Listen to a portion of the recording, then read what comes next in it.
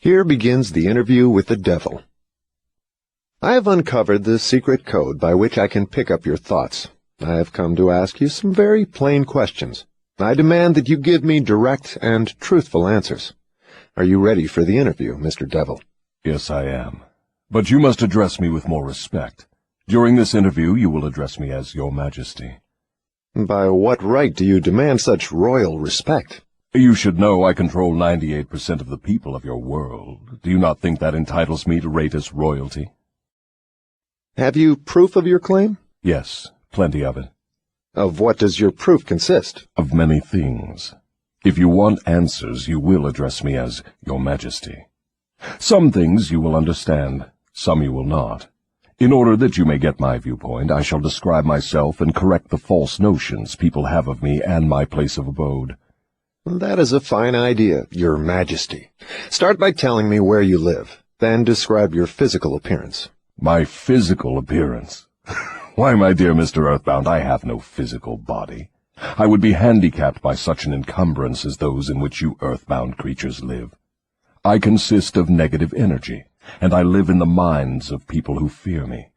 I also occupy 1/2 of every atom of physical matter and every unit of mental and physical energy.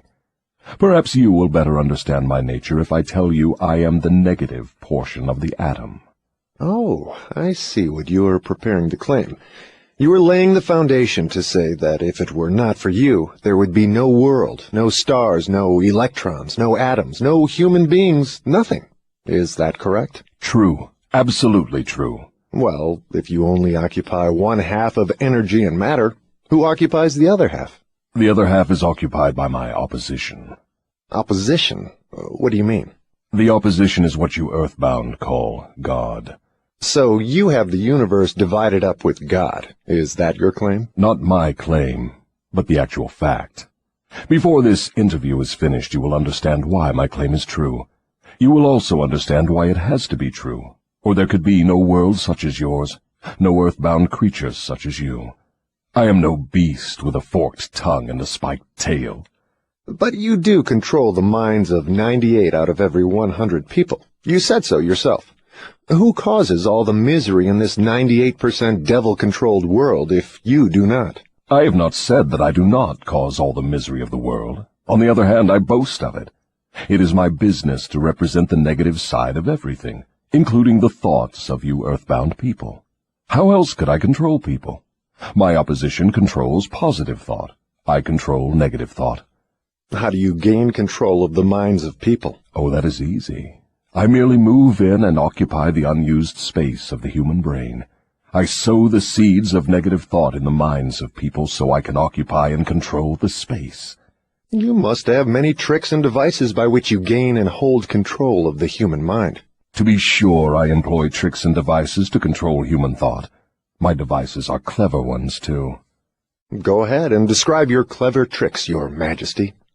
One of my cleverest devices for mind control is fear. I plant the seed of fear in the minds of people, and as these seeds germinate and grow, through use, I control the space they occupy. The 6 most effective fears are the fear of poverty, criticism, ill health, loss of love, old age, and death. Which of these 6 fears serves you most often, Your Majesty? The first and the last, poverty and death. At one time or another during life, I tighten my grip on all people through one or both of these. I plant these fears in the minds of people so deftly that they believe them to be their own creation. I accomplish this end by making people believe I am standing just beyond the entrance gate of the next life, waiting to claim them after death for eternal punishment. Of course, I cannot punish anyone, except in that person's own mind, through some form of fear.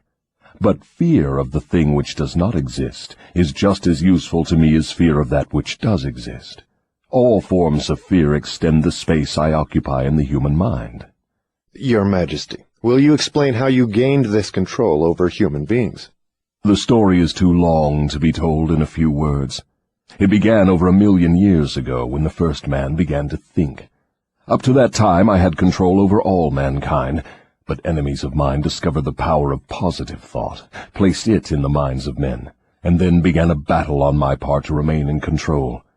So far I have done quite well by myself, having lost only 2% of the people to the opposition. I take it from your answer that men who think are your enemies. Is that right? It is not right, but it is correct. Tell me something more about the world in which you live. I live wherever I choose. Time and space do not exist for me. I am a force best described to you as energy. My favorite physical dwelling place, as I have told you, is in the minds of the earthbound. I control a part of the brain space of every human being. The amount of space I occupy in each individual's mind depends upon how little and what sort of thinking that person does. As I have told you, I cannot entirely control any person who thinks. You speak of your opposition. Just what do you mean by that? My opponent controls all the positive forces of the world, such as love, faith, hope, and optimism. My opponent also controls the positive factors of all natural law throughout the universe, the forces which keep the earth and the planets and all the stars balanced in their courses. But these forces are meek in comparison with those which operate in the human mind under my control. You see, I do not seek to control stars and planets. I prefer the control of human minds. Where did you acquire your power, and by what means do you add to it? I add to my power by appropriating the mind power of the earthbound as they come through the gate at the time of death. 98 out of every 100 who come back to my plane from the earth plane are taken over by me, and their mind power is added to my being. I get all who come over with any form of fear. You see, I am constantly at work, preparing the minds of people before death, so I can appropriate them when they come back to my plane. Will you tell me how you go about your job of preparing human minds so you can control them? I have countless ways of gaining control of human minds while they are still on the earth plane. My greatest weapon is poverty. I deliberately discourage people from accumulating material wealth because poverty discourages men from thinking and makes them easy prey for me. My next best friend is ill health. An unhealthy body discourages thinking. Then I have countless thousands of workers on earth who aid me in gaining control of human minds. I have these agents placed in every calling. They represent every race and creed, every religion. Who are your greatest enemies on earth, Your Majesty? All who inspire people to think and act on their own initiative are my enemies. Such men as Socrates, Confucius, Voltaire, Emerson, Thomas Paine, and Abraham Lincoln. And you are not doing me any good either. Is it true that you use men who have great wealth? As I have already told you, poverty is always my friend because it discourages independence of thought and encourages fear in the minds of men. Some wealthy men serve my cause, while others do me great damage, depending on how the wealth is used. The great Rockefeller fortune, for example, is one of my worst enemies. That is interesting, Your Majesty. Will you tell me why you fear the Rockefeller fortune more than others? The Rockefeller money is being used to isolate and conquer diseases of the physical body in all parts of the world. Disease has always been one of my most effective weapons. The fear of ill health is second only to the fear of poverty. The Rockefeller money is uncovering new secrets of nature in 100 different directions, all of which are designed to help men take and keep possession of their own minds. It is encouraging new and better methods of feeding, clothing, and housing people. It is wiping out the slums in the large cities, the places where my favorite allies are found. It is financing campaigns for better government and helping to wipe out dishonesty in politics. It is helping to set higher standards in business practice and encouraging businessmen to conduct business by the golden rule, and that is not doing my cause any good. What about these boys and girls who are said to be on the road to hell? Are you in control of them? Well, I can answer that question only with yes and no. I have corrupted the minds of the young by teaching them to drink and smoke, but they have me baffled through their tendency to think for themselves. You say you have corrupted the minds of the young people with liquor and cigarettes.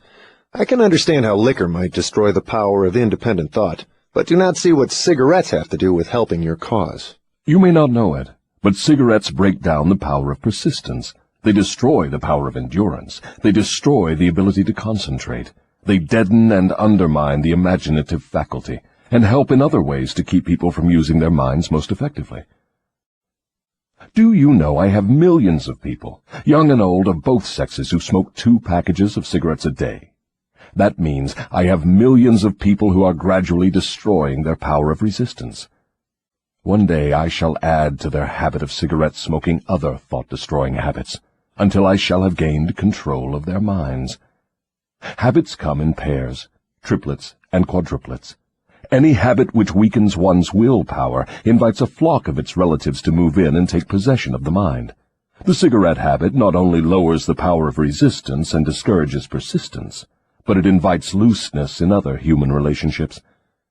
I never thought that cigarettes were a tool of destruction, Your Majesty, but your explanation throws a different light on the subject. How many converts to the habit do you now claim? I am proud of my record. Millions are now victims, and the number is increasing daily. Soon I shall have most of the world indulging in the habit. In thousands of families I now have followers of the habit, including every member of the family. Very young boys and girls are beginning to take up the habit. They are learning how to smoke by observing their parents and older brothers and sisters. Which do you consider to be your greater tool for gaining control of human minds, cigarettes or liquor? Without hesitation, I would say cigarettes. Once I get a young person to join my 2-package-a-day club, I have no trouble in inducing that person to take on the habit of liquor, overindulgence of sex, and all other related habits which destroy independence of thought and action. Your Majesty, when I began this interview, I had you all wrong. I thought you were a fraud and a fake, but I see now that you are quite real and very powerful. Your apology is accepted, but you need not have bothered. Millions of people have questioned my power, and I got most of them at the gate as they came over. I ask no person to believe in me. I prefer that people fear me. I am no beggar. I take what I want by cleverness and force. Begging people to believe is the business of my opposition, not mine. Your Majesty will please pardon my rudeness, but I would not be able to look myself in the face again if I did not tell you, here and now, that you are the damnedest fiend ever to be turned loose on innocent people. I always had the wrong conception of you. I thought you were kind enough to let people alone while they were living, that you merely tortured their souls after death. Now I learn from your own brazen confession that you destroy their right to freedom of thought and cause them to go through a living hell on earth. What do you have to say to that? I get what I want by exercising self-control. It is not so good for my own business, but I suggest you emulate me instead of criticizing me. You call yourself a thinker, and you are. Otherwise you would never have forced this interview on me. But you will never be the sort of thinker that frightens me unless you gain and exercise greater control over your own emotions. Let us get away from personalities. I came here to learn more about you, not to discuss myself. Please go ahead and tell me of the many tricks you have devised for gaining control of the human mind. What is your most powerful weapon just now? That is a difficult question to answer. I have so many devices for entering human minds and controlling them that it is difficult to say which are the most powerful. Right at the moment I am trying to bring about another world war. My friends here in Washington are helping me to involve America in the war. If I can start the world to killing on a wholesale basis, I shall be able to put into operation my favorite device for mind control. It is what you call mass fear. I used this device to bring about the other world war in 1914. I used it to bring about the economic depression in 1929. And if my opposition had not double-crossed me, I would now be in possession of every man, woman, and child in the world. You can see for yourself how near I came to world domination, the thing I have been struggling to attain for thousands of years. Yes, I see your point. Who wouldn't? You are a very ingenious manipulator of the minds of people. Is your devilish business carried on only through people of high position and great influence? Oh, no. I use the minds of people in all walks of life. As a matter of fact, I prefer the type of person who makes no pretense of thinking. I can manipulate that sort of person without difficulty. I could not control 98% of the people of the world if all people were skilled in thinking for themselves. I'm interested in the welfare of those people whom you claim to control. Therefore, I wish you to tell me all of the tricks by which you enter and control their minds. I want a complete confession from you, so begin with your cleverest trick. This is suicide you are forcing on me, but I am helpless. So settle down, and I will place in your hands the weapon by which millions of your fellow earthbound will defend themselves against me. Tell me first about your most clever trick, the one you use to ensnare the greatest number of people. If you force me to give away this secret, it will mean my loss of millions of people now living, and still greater numbers of millions as yet unborn. I beg of you, permit me to pass this one question unanswered. So His Majesty the Devil fears a mere humble earthbound creature? Is that right? It is not right, but it is true. You have no right to rob me of my most necessary tool of trade. For millions of years I have dominated earthbound creatures through fear and ignorance. Now you come along and would destroy my use of these weapons by forcing me to tell how I use them. Do you not realize that you will break my grip on every person who heeds this confession you are forcing from me? Have you no mercy? Have you no sense of humor? Have you no sportsmanship? Stop stalling and start confessing. Who are you to ask mercy of one whom you would destroy if you could? Who are you to talk of sportsmanship and a sense of humor? You, who by your own confession have set up a living hell on earth, where you punish innocent people through their fears and ignorance. As for minding my own business, that is just what I'm doing when I force you to tell how you control people through their own minds. My business, if it can be called a business, is helping to unlock the doors of the self-made prisons in which men and women are confined because of the fears you have planted in their minds. My greatest weapon over human beings consists of two secret principles by which I gain control of their minds. I will speak first of the principle of habit, through which I silently enter the minds of people. By operating through this principle, I establish, I wish I could avoid using this word, the habit of drifting. When a person begins to drift on any subject, he is headed straight toward the gates of what you earthbound call hell. Describe all the ways in which you induce people to drift. Define the word and tell us exactly what you mean by it. I can best define the word drift by saying that people who think for themselves never drift, while those who do little or no thinking for themselves are drifters. A drifter is one who permits himself to be influenced and controlled by circumstances outside of his own mind.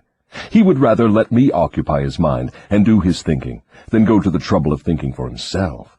A drifter is one who accepts whatever life throws in his way without making a protest or putting up a fight. He doesn't know what he wants from life and spends all of his time getting just that. A drifter has lots of opinions, but they are not his own. Most of them are supplied by me. A drifter is one who is too lazy mentally to use his own brain. That is the reason I can take control of people's thinking and plant my own ideas in their minds. I think I understand what a drifter is. Tell me the exact habits of people by which you induce them to drift through life. Start by telling me when and how you first gained control of a person's mind. My control over the mind of a human being is obtained while the person is young. Sometimes I lay the foundation for my control of a mind before the owner of it is born, by manipulating the minds of that person's parents. Sometimes I go further back than this and prepare people for my control through what you earthbound call physical heredity. You see, therefore, I have two approaches to the mind of a person. Yes. Go on, and describe these two doors by which you enter and control the minds of human beings. As I have stated, I help to bring people into your world with weak brains by giving to them before birth as many as possible of the weaknesses of their ancestors. You call this principle physical heredity. After people are born, I make use of what you earthbound call environment as a means of controlling them. This is where the principle of habit enters. The mind is nothing more than the sum total of one's habits. One by one, I enter the mind and establish habits, which lead finally to my absolute domination of the mind. Tell me of the most common habits by which you control the minds of people. That is one of my cleverest tricks. I enter the minds of people through thoughts which they believe to be their own. Those most useful to me are fear, superstition, avarice, greed, lust, revenge, anger, vanity, and plain laziness. Through one or more of these I can enter any mind, at any age. But I get my best results when I take charge of a mind while it is young, before its owner has learned how to close any of these 9 doors. Then I can set up habits which keep the doors ajar forever. I'm catching on to your methods. Now, let us go back to the habit of drifting.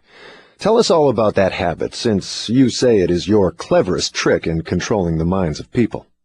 As I said before, I start people drifting during their youth. I induce them to drift through school without knowing what occupation they wish to follow in life. Here I catch the majority of people. Habits are related. Drift in one direction, and soon you will be drifting in all directions. I also use environmental habits to give me a definite grip on my victims. I see. You make it your business to train children in the habit of drifting by inducing them to go through school without aim or purpose. Now, tell me of some of your other tricks with which you cause people to become drifters. Well, my second best trick in developing the habit of drifting is one that I put into operation with the aid of parents and public school teachers and religious instructors. I warn you not to force me to mention this trick. Do not disclose this trick. If you do so, you will be hated by my coworkers who help me use this trick. If you publish this confession in book form, your book will be barred from the public schools. It will be blacklisted by most of the religious leaders. It will be hidden from children by many parents. The newspapers will not dare to give reviews of your book. Millions of people will hate you for writing the book. In fact, no one will like you or your book except those who think, and you know how very few there are of this sort. My advice to you is to let me skip the description of my second best trick. So, for my own good, you wish to withhold the description of your second best trick. No one will like my book except those who think, eh? Very well, go ahead and answer. You'll regret this, Mr. Earthbound, but the joke is on you. By this mistake of yours, you will divert attention from me to yourself. My co-workers, of whom there are millions, will forget about me and hate you for uncovering my methods. Never mind about me. Tell me all about this second best trick of yours with which you induce people to drift with you to hell. My second best trick is not second at all. It is first. It is first because without it I never could gain control of the minds of the youths. Parents, school teachers, religious instructors, and many other adults unknowingly serve my purpose by helping me to destroy in children the habit of thinking for themselves. They go about their work in various ways, never suspecting what they are doing to the minds of children or the real cause of the children's mistakes. I can hardly believe you, Your Majesty. I've always believed that children's best friends were those closest to them, their parents, their school teachers, and their religious instructors. Where would children go for dependable guidance if not to those who have charge of them? That is where my cleverness comes in.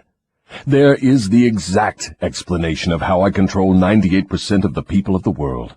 I take possession of people during their youth, before they come into possession of their own minds, by using those who are in charge of them.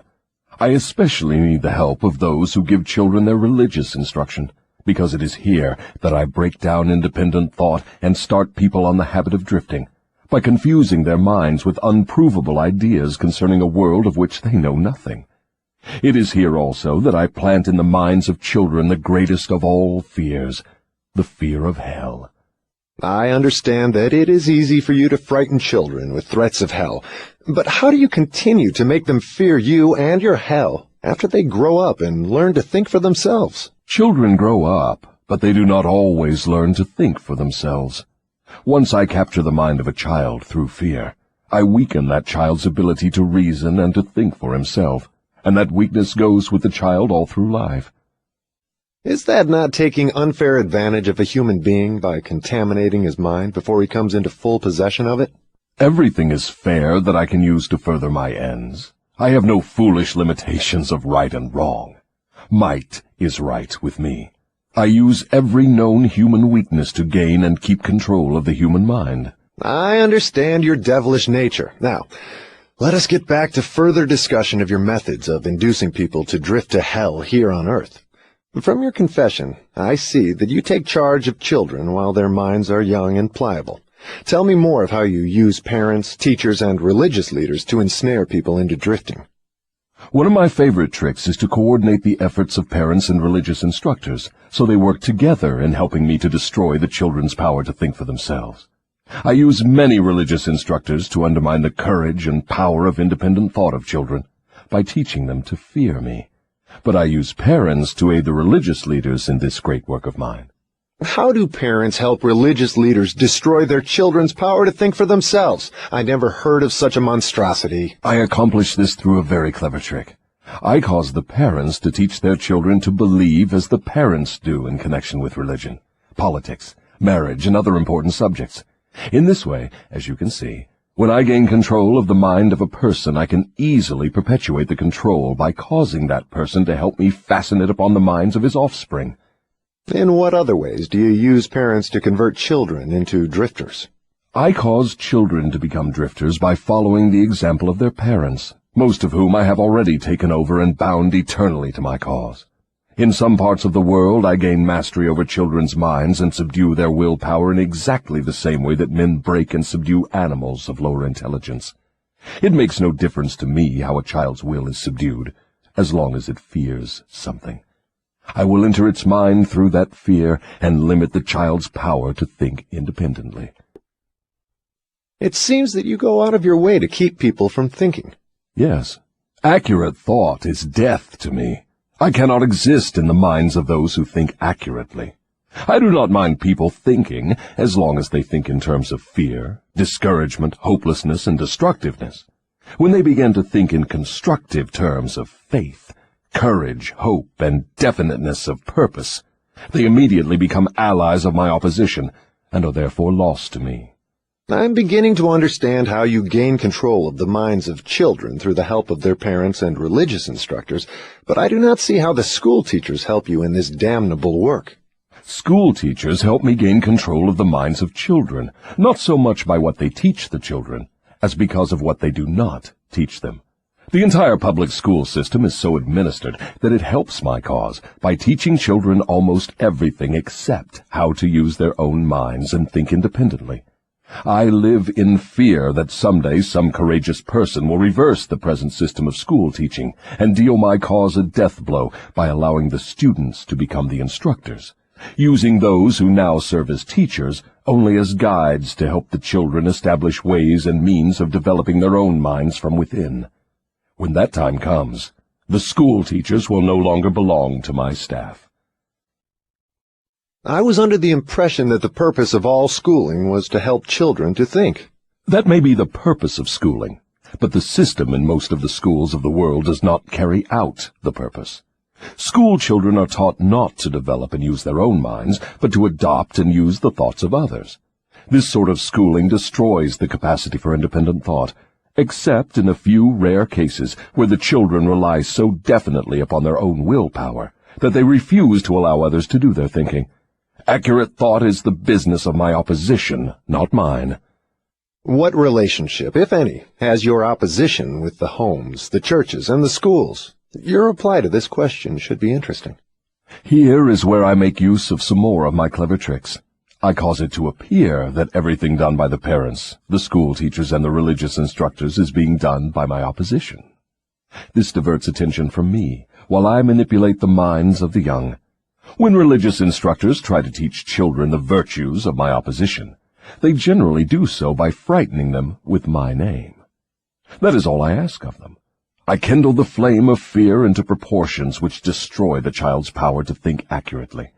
In the public schools, the teachers further my cause by keeping the children so busy cramming non-essential information into their minds, they have no opportunity to think accurately or to analyze correctly the things their instructors teach them. Do you claim for your cause all those who are bound by the habit of drifting? No. Drifting is only one of my tricks through which I take over the power of independent thought. Before a drifter becomes my permanent property, I must lead him on and ensnare him with another trick. I will tell you about this other trick after I finish describing my methods of converting people into drifters. Do you mean you have a method by which you can cause people to drift so far away from self-determination that they can never save themselves? Yes, a definite method, and it is so effective it never fails. Do I understand you to claim your method is so powerful your opposition cannot reclaim those whom you have permanently ensnared through drifting? I claim just that. Do you think I would control so many people if my opposition could prevent me? Nothing can stop me from controlling people except people themselves. Nothing can stop me except the power of accurate thought. People who think accurately do not drift on any subject. They recognize the power of their own minds. Moreover, they take over that power and yield it to no person or influence. Go ahead and tell me more of the methods by which you cause people to drift to hell with you. I cause people to drift on every subject through which I can control independent thought and action. Take the subject of health, for example. I cause most people to eat too much food, and the wrong sort of food. This leads to indigestion and destroys the power of accurate thought. If the public schools and the churches taught children more about proper eating, they would do my cause irreparable damage. Marriage. I cause men and women to drift into marriage without plan or purpose designed to convert the relationship into harmony. Here is one of my most effective methods of converting people into the habit of drifting. I cause married people to bicker and nag one another over money matters. I cause them to quarrel over the bringing up of their children. I engage them in unpleasant controversies over their intimate relationships and in disagreements over friends and social activities. I keep them so busy finding fault with one another that they never have time to do anything else long enough to break the habit of drifting. Occupation. I teach people to become drifters by causing them to drift out of school into the first job they can find, with no definite aim or purpose except to make a living. Through this trick, I keep millions of people in fear of poverty all their lives. Through this fear, I lead them slowly but surely onward until they reach the point beyond which no individual ever has broken the drifting habit. Savings. I cause people to spend freely and to save sparingly, or not at all, until I take complete control of them through their fear of poverty. Environment. I cause people to drift into inharmonious and unpleasant environments in the home, in their places of occupation, in their relationship with relatives and acquaintances, and to remain there until I claim them through the habit of drifting. Dominating thoughts. I cause people to drift into the habit of thinking negative thoughts. This leads to negative acts, and involves people in controversies and fills their minds with fears, thus paving the way for me to enter and control their minds. When I move in, I do so by appealing to people through negative thoughts, which they believe to be their own. I plant the seeds of negative thought in the minds of people through the pulpit, the newspapers, the moving pictures, the radio, and all other popular methods of appeal to the mind. I cause people to allow me to do their thinking for them, because they are too lazy and too indifferent to think for themselves. I conclude from what you say that drifting and procrastination are the same. Is that true? Yes, that is correct. Any habit which causes one to procrastinate, to put off reaching a definite decision, leads to the habit of drifting. Is man the only creature who drifts? Yes. All other creatures move in response to definite laws of nature. Man alone defies nature's laws and drifts when he wills. Everything outside the minds of men is controlled by my opposition, by laws so definite that drifting is impossible. I control the minds of men solely because of their habit of drifting, which is only another way of saying that I control the minds of men only because they neglect or refuse to control and use their own minds. This is getting to be pretty deep stuff for a mere human being. Let us get back to the discussion of something less abstract. Please tell me how this drifting habit affects people in the everyday walks of life, and tell me in terms the average person can understand. I would prefer to keep this interview up among the stars. No doubt you would. That would save you from being exposed. But let us come back to Earth. Tell me now what drifting is doing to us as a nation here in the United States. Frankly, I may as well tell you that I hate the United States as only the devil can hate. That is interesting. What is the cause of this hatred? The cause was born on July 4, 1776, when 56 men signed a document which destroyed my chances of controlling the nation. You know that document as the Declaration of Independence. Had it not been for the influence of that damnable document, I would now have a dictator running the country, and I would stop this right to free speech and independent thought that is threatening my rule on earth. Am I to understand from what you say that nations controlled by self-appointed dictators belong in your camp? There are no self-appointed dictators. I appoint them all. Moreover, I manipulate them and direct them in their work. Nations run by my dictators know what they want and take it by force. Look what I have done through Mussolini in Italy. Look what I am doing through Hitler in Germany. Look what I am doing through Stalin in Russia. My dictators run those nations for me because the people have been subdued through the habit of drifting. My dictators do no drifting. That is why they rule for me the millions of people under their control. What would happen if Mussolini, Stalin, and Hitler turned traitors and disavowed you and your rule? That will not happen because I have them too well bribed. I am paying each of them with the sop of his own vanity, by making him believe he is acting on his own account. That is another trick of mine. Let us come back to the United States and learn something of what you are doing to convert people into the habit of drifting. Right now I am paving the way for a dictatorship by sowing the seeds of fear and uncertainty in the minds of the people. Through whom are you carrying on your work? Mainly through the president. I am destroying his influence with the people by causing him to drift on the question of a working agreement between employers and their employees. If I can induce him to drift for another year, he will be so thoroughly discredited I can hand over the country to a dictator. If the president continues to drift, I will paralyze personal freedom in the United States, just as I destroyed it in Spain, Italy, Germany, and England. What you say leads me to the conclusion that drifting is a weakness which inevitably ends in failure, whether among individuals or nations. Is that your claim? Drifting is the most common cause of failure in every walk of life. I can control anyone whom I can induce to form the habit of drifting on any subject. The reason for this is twofold. First, the drifter is just so much putty in my hands, to be molded into whatever pattern I choose, because drifting destroys the power of individual initiative. Second, the drifter cannot get help from my opposition, because the opposition is not attracted to anything so soft and useless. Is that why a few people are wealthy, while the majority of people are poor? That is exactly the reason. Poverty, like physical illness, is a contagious disease. You find it always among the drifters, never among those who know what they want and are determined to get just that. It may mean something to you when I call your attention to the fact that the non-drifters, whom I do not control, and those who possess most of the wealth of the world, happen to be the same people. I have always understood that money was the root of all evil, that the poor and the meek would inherit heaven, while the wealthy would pass into your hands. What have you to say of that claim? Men who know how to get the material things of life generally know how to keep out of the hands of the devil as well. The ability to acquire things is contagious. Drifters acquire nothing except that which no one else wants. If more people had definite aims and stronger desires for material and spiritual riches, I would have fewer victims. I assume, from what you say, that you do not claim fellowship with the industrial leaders. Evidently, they are not friends of yours? Friends of mine. I'll tell you what sort of friends of mine they are. They have belted the entire country with good roads, thus bringing into close communion the people of both city and country. They have converted ores into steel, with which they have built the skeletons of great skyscrapers.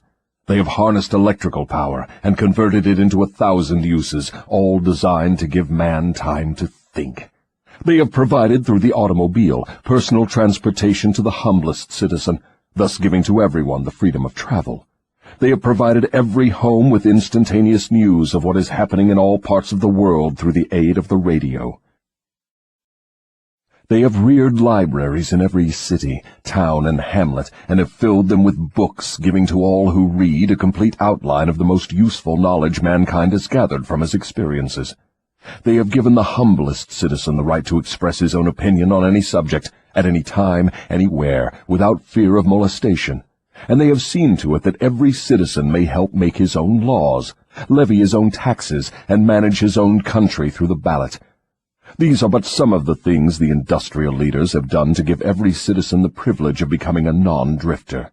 Do you think these men have helped my cause? Who are some of the present-day non-drifters over whom you have no control? I have control over no non-drifter, present or past. I control the weak, not those who think for themselves. Go ahead and describe a typical drifter. Give your description point by point so I can recognize a drifter when I see him. The first thing you will notice about a drifter is his total lack of a major purpose in life. He will be conspicuous by his lack of self-confidence. He will never accomplish anything requiring thought and effort. He spends all he earns, and more, too, if he can get credit. He will be sick or ailing from some real or imaginary cause, and calling to high heaven if he suffers the least physical pain. He will have little or no imagination. He will lack enthusiasm and initiative to begin anything he is not forced to undertake, and he will plainly express his weakness by taking the line of least resistance whenever he can do so. He will be ill-tempered and lacking in control over his emotions. His personality will be without magnetism, and it will not attract other people. He will have opinions on everything but accurate knowledge of nothing. He may be jack of all trades, but good at none. He will neglect to cooperate with those around him, even those on whom he must depend for food and shelter. He will make the same mistake over and over again, never profiting by failure. He will be narrow-minded and intolerant on all subjects, ready to crucify those who may disagree with him. He will expect everything of others, but be willing to give little or nothing in return. He may begin many things, but he will complete nothing. He will be loud in his condemnation of his government, but he will never tell you definitely how it can be improved. He will never reach decisions on anything if he can avoid it, and if he is forced to decide, he will reverse himself at the first opportunity. He will eat too much and exercise too little. He will take a drink of liquor if someone else will pay for it. He will gamble if he can do it on the cuff. He will criticize others who are succeeding in their chosen calling. In brief, the drifter will work harder to get out of thinking than most others work in earning a good living. He will tell a lie rather than admit his ignorance on any subject. If he works for others, he will criticize them to their backs and flatter them to their faces. You have given me a graphic description of the drifter. Please now describe the non-drifter so that I may recognize him on sight. The first sign of a non-drifter is this. He is always engaged in doing something definite, through some well-organized plan which is definite. He has a major goal in life toward which he is always working, and many minor goals, all of which lead toward his central scheme. The tone of his voice, the quickness of his step, the sparkle in his eyes, the quickness of his decisions clearly mark him as a person who knows exactly what he wants and is determined to get it, no matter how long it may take, or what price he must pay. If you ask him questions, he gives you direct answers and never falls back on evasions or resorts to subterfuge. He extends many favors to others, but accepts favors sparingly, or not at all. He will be found up front, whether he is playing a game or fighting a war. If he does not know the answers, he will say so, frankly. He has a good memory, never offers an alibi for his shortcomings. He never blames others for his mistakes, no matter if they deserve the blame. He used to be known as a go-getter, but in modern times he is called a go-giver. You will find him running the biggest business in town, living on the best street, driving the best automobile, and making his presence felt wherever he happens to be. He is an inspiration to all who come into contact with his mind. The major distinguishing feature of the non-drifter is this. He has a mind of his own, and uses it for all purposes. Is the non-drifter born with some mental, physical, or spiritual advantage not available to the drifter? No. The major difference between the drifter and the non-drifter is something equally available to both. It is simply the prerogative right of each to use his own mind and think for himself. What brief message would you send to the typical drifter if you wished to cure him of this evil habit? I would admonish him to wake up and give. Give what? Some form of service useful to as many people as possible. So the non-drifter is supposed to give, is he? Yes, if he expects to get, and he must give before he gets. Some people doubt that you exist. I wouldn't worry about that if I were you. Those who are ready to be converted from the habit of drifting will recognize the authenticity of this interview by its soundness of counsel. The others are not worth the trouble it would take to convert them. Why do you not try to stop me from publishing this confession I'm wringing from you? Because that would be the surest of all ways to guarantee you will publish it. I have a better plan than trying to suppress publication of my confession. I will urge you to go ahead with the publication, then sit back and watch you suffer when some of my faithful drifters begin to make things hot for you. I will not need to deny your story. My followers will do that for me. See if they don't. If this confession of yours stopped right here, your statement would be sound, but fortunately for millions of your victims who will gain their release because of your confession, this interview will continue until you have supplied me with the weapon by which you will eventually be restrained from domination of people through their fears and superstitions. Remember, Your Majesty, your confession has just begun. After I wring from you a description of the methods by which you control people, I will force you also to give the formula by which your control can be broken at will. It is true I shall not remain here long enough to defeat you, but the published word I leave behind me will be deathless, because it will consist of truth. You fear the opposition of no individual, because you know it will be short, but you do fear truth. You fear truth and nothing else, for the reason it is slowly but definitely giving human beings freedom from all manner of fear. Without the weapon of fear, you would be helpless and entirely unable to control any human being. Is that true or false? I have no alternative but to admit that what you say is true. Now that we understand each other, let us go ahead with your confession. But before we continue, I may as well take time out to do a little boasting on my own account, now that you have had your fling at it. I will confine myself to one question, the answer to which will give me all the satisfaction I want. Is it not true that you control only the minds of those who have allowed the drifting habit to be fixed upon them? Yes, that is true. I have already admitted this truth in a dozen or more different ways. Why do you tantalize me by repeating the question? There is power in repetition. I'm forcing you to repeat the highlights of your confession in as many different ways as possible, so your victims may check this interview and determine its soundness by their own experiences with you. That is one of my little tricks. Do you approve of my method? You couldn't be setting a trap for me for the purpose of doing some more boasting, could you? I am asking the questions and you are doing the answering. Go ahead now and confess why you are powerless to stop me from forcing this confession from you. I want your confession for aid and comfort to victims of yours whom I intend to release from your control the moment they read your confession. I am powerless to influence or control you, because you have found the secret approach to my kingdom. You know that I exist only in the minds of people who have fears. You know that I control only the drifters who neglect to use their own minds. You know that my hell is here on earth, and not in the world that comes after death. And you know also that drifters supply all the fire I use in my hell. You know that I am a principle or form of energy which expresses the negative side of matter and energy, and that I am not a person with a forked tongue and a spiked tail. You have become my master because you have mastered all your fears. Lastly, you know that you can release all of my earthbound victims whom you contact, and this definite knowledge is the blow with which you will deal me the greatest damage. I cannot control you because you have discovered your own mind, and you have taken charge of it. There now, Mr. Earthbound, that confession should feed your vanity to the bursting point. That last dart was unnecessary. Knowledge of the sort I have used to master you does not contaminate itself with vulgar indulgence and vanity. Truth is the one and only thing in the world that can stand ridicule. Now let us continue with your confession. What is wrong with the principle of flattery? You use it, do you not? Do I use it? Man alive, flattery is one of my most useful weapons. With this deadly instrument I slay the big ones and the little ones. Your admission interests me. Go ahead now and tell me how you make use of flattery. I make use of it in so many ways it is difficult to know where to begin. I warn you, before I answer in detail, that publishing my answers will bring down an avalanche of ridicule on your head for bringing up the question. I'll take the responsibility. Proceed.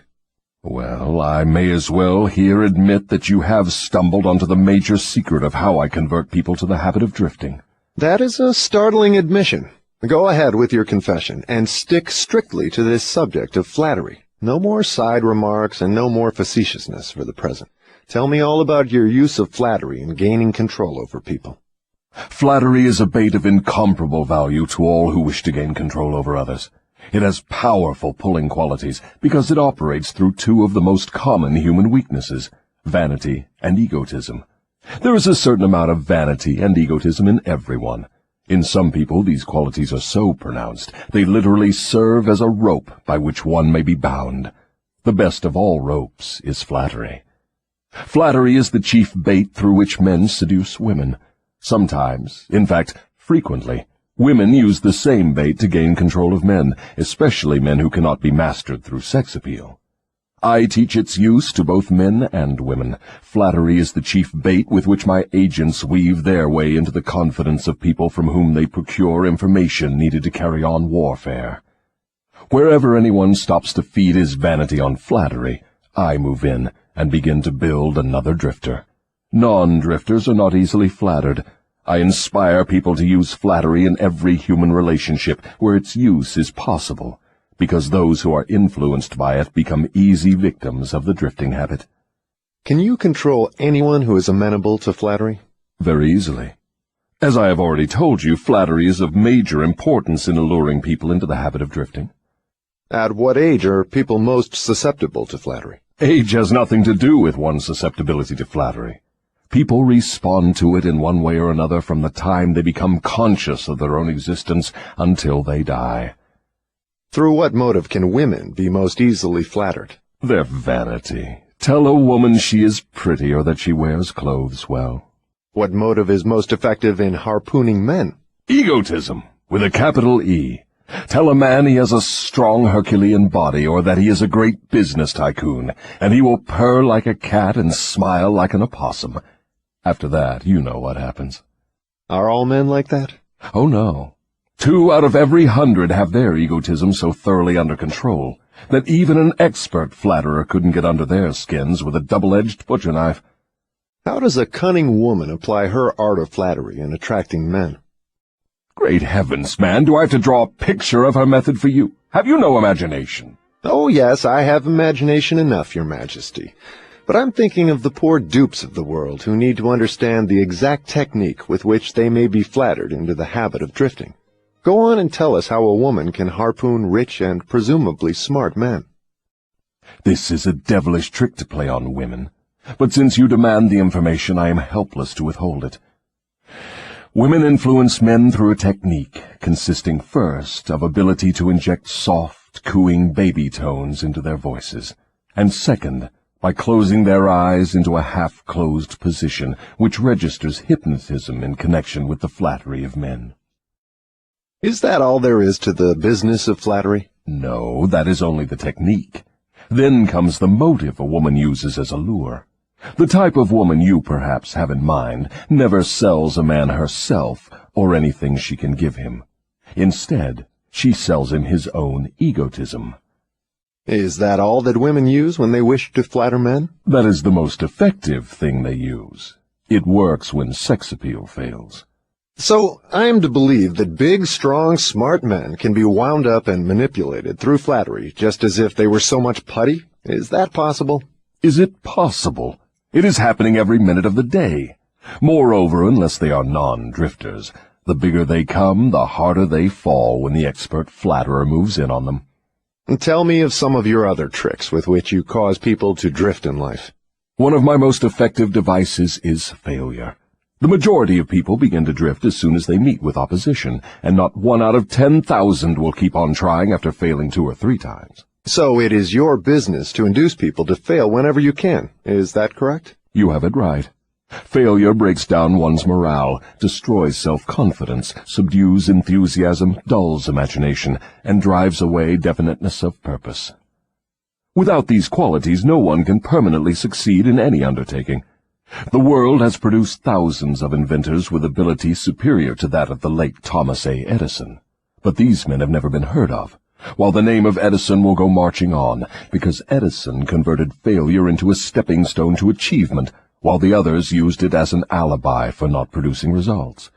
Is the capacity to surmount failure without being discouraged one of Henry Ford's chief assets? Yes, and this same quality is the chief asset of every man who attains outstanding success in any calling. That statement covers lots of territory, Your Majesty. Do you not wish to modify it or tone it down a bit for the sake of accuracy? No modification is necessary, because the claim is none too broad. Search accurately into the lives of men and women who achieve enduring success, and you will find without exception that their success has been in exact proportion to the extent that they surmounted failure. The life of every successful person loudly acclaims that which every true philosopher knows. Every failure brings with it the seed of an equivalent success. But the seed will not germinate and grow under the influence of a drifter. It springs to life only when it is in the hands of one who recognizes that most failures are only temporary defeat, and who never, under any circumstances, accepts defeat as an excuse for drifting. If I understand you correctly, you claim there is virtue in failure. That does not seem reasonable. Why do you try to induce people to fail if there is virtue in failure? There is no inconsistency in my claims. The appearance of inconsistency is due to your lack of understanding. Failure is a virtue only when it does not lead one to quit trying and begin drifting. I induce as many people as I can to fail as often as possible, for the reason that not 1 out of 10,000 will keep on trying after failing 2 or 3 times.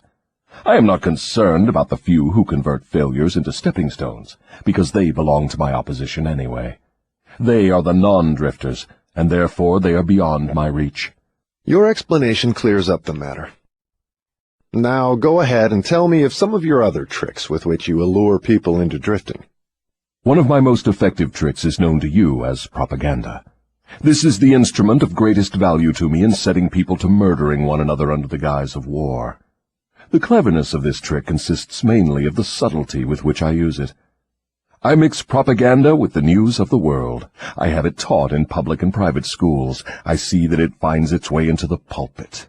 I color moving pictures with it. I see that it enters every home where there is a radio. I inject it into billboard, newspaper, and radio advertising. I spread it in every place of business where people work. I use it to fill the divorce courts, and I make it serve to destroy business and industry. It is my chief instrument for starting runs on banks. My propagandists cover the world so thoroughly that I can start epidemics of disease, turn loose the dogs of war, or throw business into a panic at will. If you can do all that you claim with propaganda, it is little wonder that we have wars and business depressions. Give me a simple description of what you mean by the term propaganda. Just what is it, and how does it work? I wish to know particularly how you cause people to drift through the use of this devilish device. Propaganda is any device, plan, or method by which people can be influenced without knowing that they are being influenced, or the source of the influence. Propaganda is used in business for the purpose of discouraging competition. Employers use it to gain advantage over their employees. The employees retaliate by using it to gain advantage over their employers. In fact, it is used so universally and through such a smooth and beautiful streamlined technique that it looks harmless even when it is detected. I suppose some of your boys are now engaged in preparing the minds of the American people to drift into some form of dictatorship. Tell me how they work. Yes, millions of my boys are preparing Americans to become Hitlerized. My best boys are working through politics and labor organization. We intend to take over the country with ballots instead of bullets. Americans are so sensitive they would never stand the shock of seeing their form of government changed with the aid of machine guns and tank cars. So our propaganda boys are serving them a diet they will swallow by stirring up strife between employers and employees and turning the government against business and industry. When propaganda has done its work thoroughly, one of my boys will move in as dictator, and the 9 old men on your Supreme Court with their silly notions of the Constitution will move out. Everyone will be given a job or fed from the government treasury. When men's bellies are filled, they drift freely with one who does the filling. Hungry men get out from under control. I have often wondered who invented the clever trick which you call propaganda. From what you tell me of its source and nature, I understand why it is so deadly. Only one as clever as your Majesty could have invented such a device with which to dull the reason, dethrone the will, and lure men into drifting. Why do you not use your powerful propaganda to gain control of your victims, instead of subduing them through fear and annihilating them through warfare? What is fear of the devil except propaganda? You have not observed my technique very carefully, or you would have seen that I am the world's greatest propagandist. I never attain an end by direct, open means which I can achieve through subterfuge and subtlety. What do you suppose I am using when I plant negative ideas in the minds of men, and gain control of them through what they believe to be their own ideas? What would you call that, except the cleverest of all forms of propaganda? Surely you are not going to tell me that you destroy people through their own help without their realizing what you are doing. That is exactly what I wish you to understand.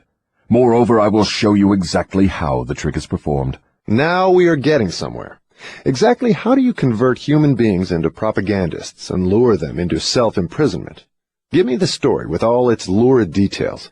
This is the most important part of your confession, and I'm consumed with eagerness to gain control of your secret. I can hardly blame you for stalling about answering my question, because you know so well that your answer will snatch millions of innocent victims from your control. You also know that your answer will protect other countless millions of yet unborn people from being victimized by you.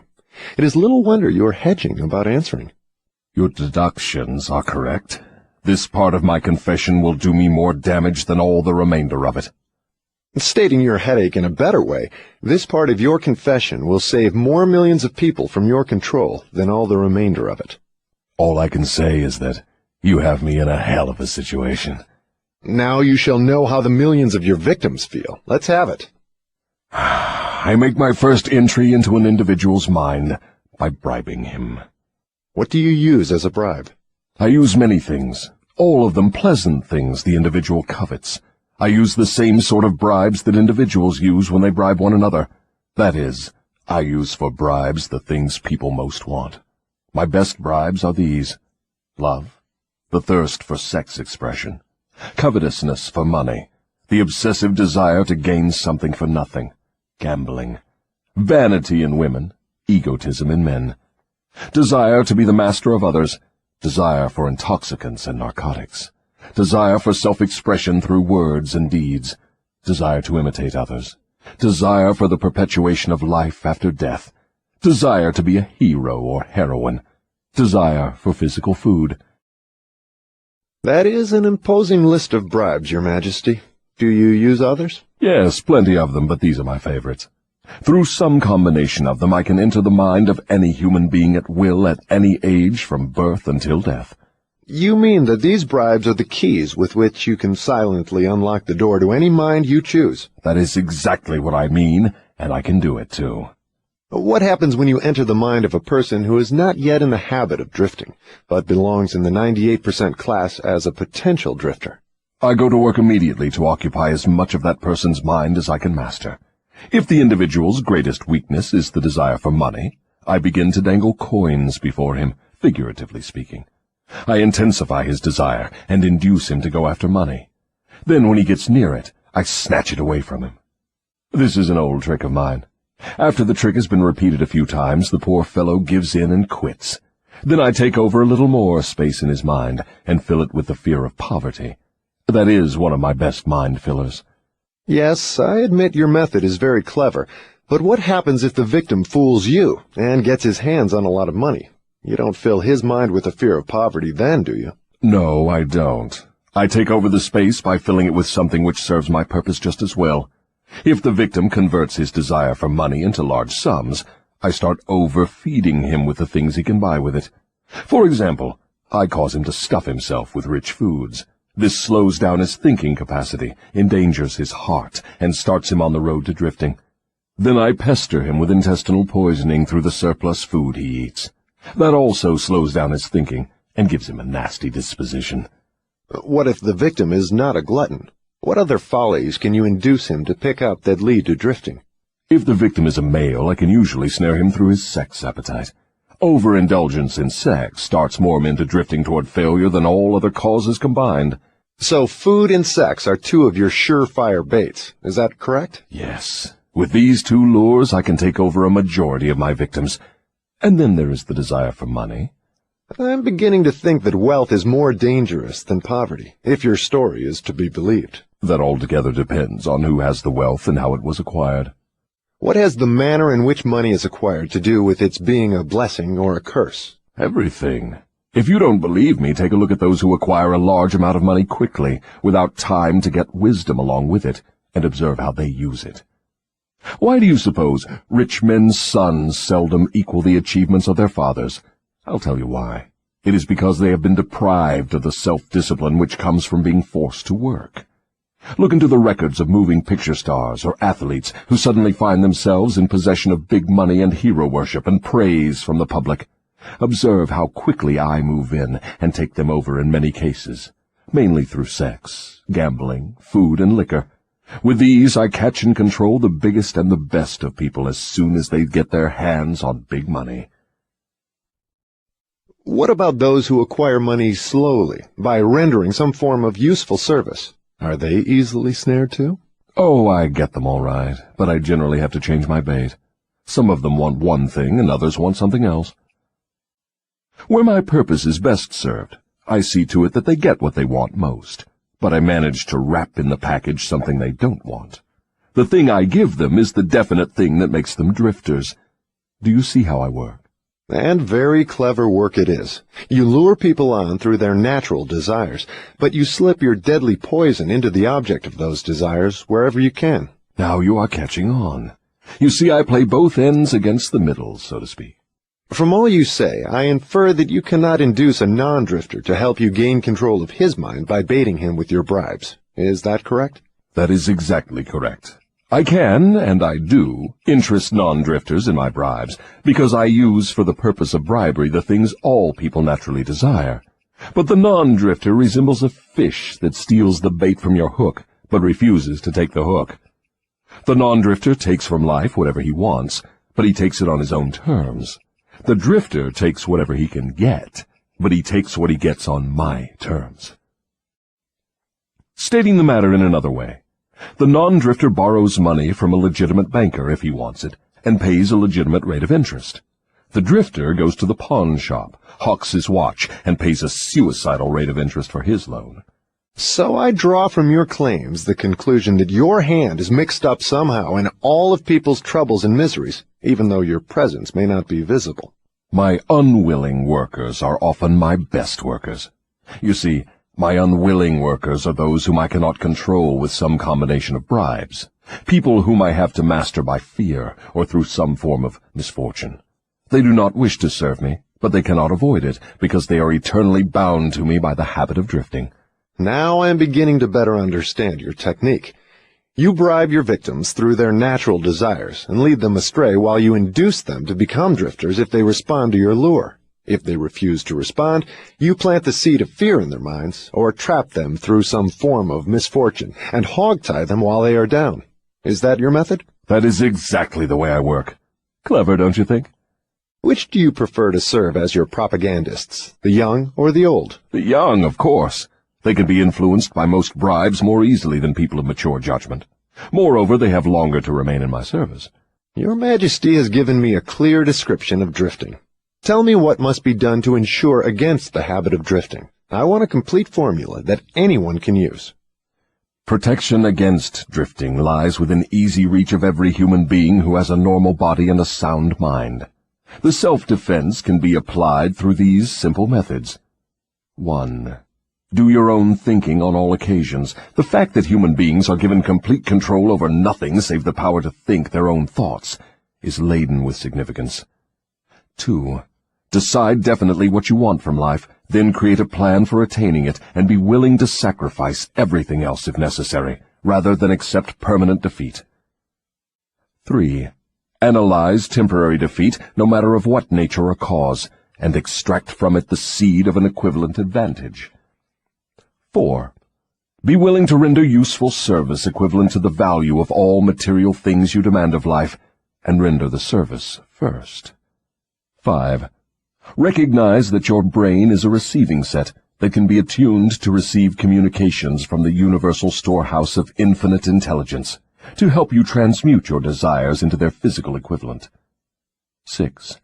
Recognize that your greatest asset is time, the only thing except the power of thought which you own outright, and the one thing which can be shaped into whatever material things you want.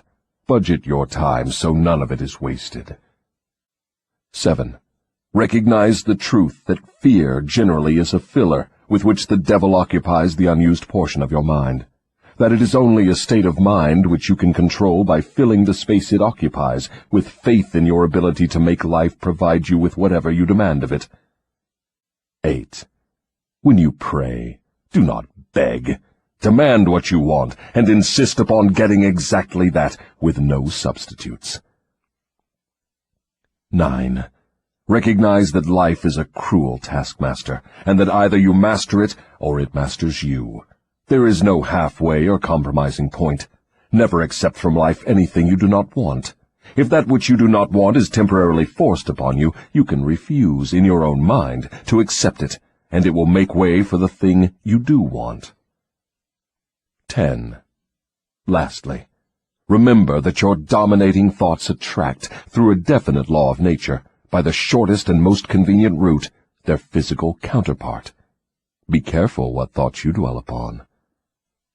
That list looks imposing. Give me a simple formula, combining all the 10 points. If you had to combine all 10 in one, what would it be? Be definite in everything you do and never leave unfinished thoughts in the mind. Form the habit of reaching definite decisions on all subjects. Can the habit of drifting be broken, or does it become permanent once it has been formed?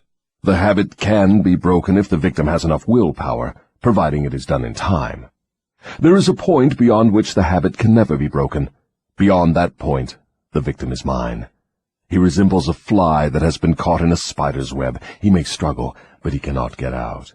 Each move he makes entangles him more securely. The web in which I entangle my victims permanently is a law of nature not yet isolated by or understood by men of science. What is this mysterious law through which you take permanent control of people's bodies, even before you take over their souls? The whole world will want to know more about this law and how it operates. It will be hard to describe the law so you will understand it, but you may call it hypnotic rhythm. It is the same law through which people can be hypnotized. So you have the power to use the laws of nature as a web in which you bind your victims in eternal control. Is that your claim? That is not only my claim, it is the truth. I take over their minds and bodies even before they die whenever I can lure them or frighten them into hypnotic rhythm. What is hypnotic rhythm? How do you use it to gain permanent mastery over human beings? I will have to go back into time and space and give you a brief elementary description of how nature uses hypnotic rhythm. Otherwise, you will not be able to understand my description of how I use this universal law to control human beings. Go ahead, but keep your story confined to simple illustrations which come within the range of my own experience and knowledge of natural laws. Very well. I shall do my best. You, of course, know that nature maintains a perfect balance between all the elements and all the energy in the universe. You can see that the stars and the planets move with perfect precision, each one keeping its own place in time and space. You can see that the seasons of the year come and go with perfect regularity. You can see that an oak tree grows from an acorn, and a pine grows from the seed of its ancestor. An acorn never produces a pine, and a pine seed never produces an oak. These are simple things which anyone can understand. What one cannot see is the universal law through which nature maintains perfect balance throughout the myriad of universes. You, earthbound, caught a fragmentary glimpse of this great universal law when Newton discovered that it holds your earth in its position and causes all material objects to be attracted toward the center of the earth. He called the law gravitation. But he did not go far enough in his study of the law. If he had, he would have discovered that the same law which holds your earth in position and helps nature maintain a perfect balance over the 4 dimensions, in which all matter and energy are contained, is the web in which I entangle and control the minds of human beings. Tell me more of this astounding law of hypnotic rhythm. As I have already stated, there is a universal form of energy with which nature keeps a perfect balance between all matter and energy. She makes specialized use of this universal building material by breaking it up into different wavelengths. The breaking up process is carried on through habit. You will better understand what I am trying to convey if I compare it with the method by which one learns to play music. At first, the notes are memorized in the mind. Then they are related to one another through melody and rhythm. By repetition, the melody and rhythm become fixed in the mind. Observe how relentlessly the musician must repeat a tune before he masters it. Through repetition, the musical notes blend, and then you have music. Any impulse of thought that the mind repeats over and over through habit forms an organized rhythm. Undesirable habits can be broken, They must be broken before they assume the proportions of rhythm. Are you following me? Yes. Well, to continue, rhythm is the last stage of habit. Any thought or physical movement which is repeated over and over through the principle of habit finally reaches the proportion of rhythm. Then the habit cannot be broken, because nature takes it over and makes it permanent. It is something like a whirlpool in water. An object may keep floating indefinitely unless it is caught in a whirlpool. Then it is carried round and round, but it cannot escape. The energy with which people think may be compared with water in a river. So this is the way in which you take control of the minds of people, is it? Yes. All I have to do to gain control over any mind is to induce its owner to drift. Am I to understand that the habit of drifting is the major danger through which people lose their prerogative or privilege of thinking their own thoughts and shaping their own earthly destinations? That and much more. Drifting is also the habit through which I take over their souls after they give up their physical bodies. Then the only way a human being can be saved from eternal annihilation is by maintaining control over his own mind while he is on this earth. Is that true? You have stated the truth perfectly. Those who control and use their minds escape my web. I get all the others as naturally as the sun sets in the west. Is that all there is to the business of being saved from eternal annihilation? Doesn't what you call your opposition have anything to do with saving people? I can see that you do think very deeply. My opposition, the power you earthbound call God, has everything to do with the salvation of people from eternal annihilation.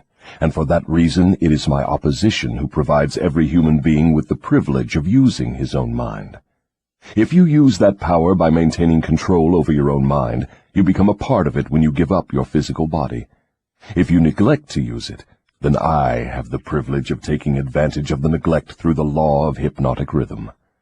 How much of a person do you take over when you gain control of him? Everything that is left after he ceases to control and use his own mind. In other words, when you gain control of a person, you take over all there is of his individuality up to the time that he quits using his own mind. Is that correct? That is how I operate.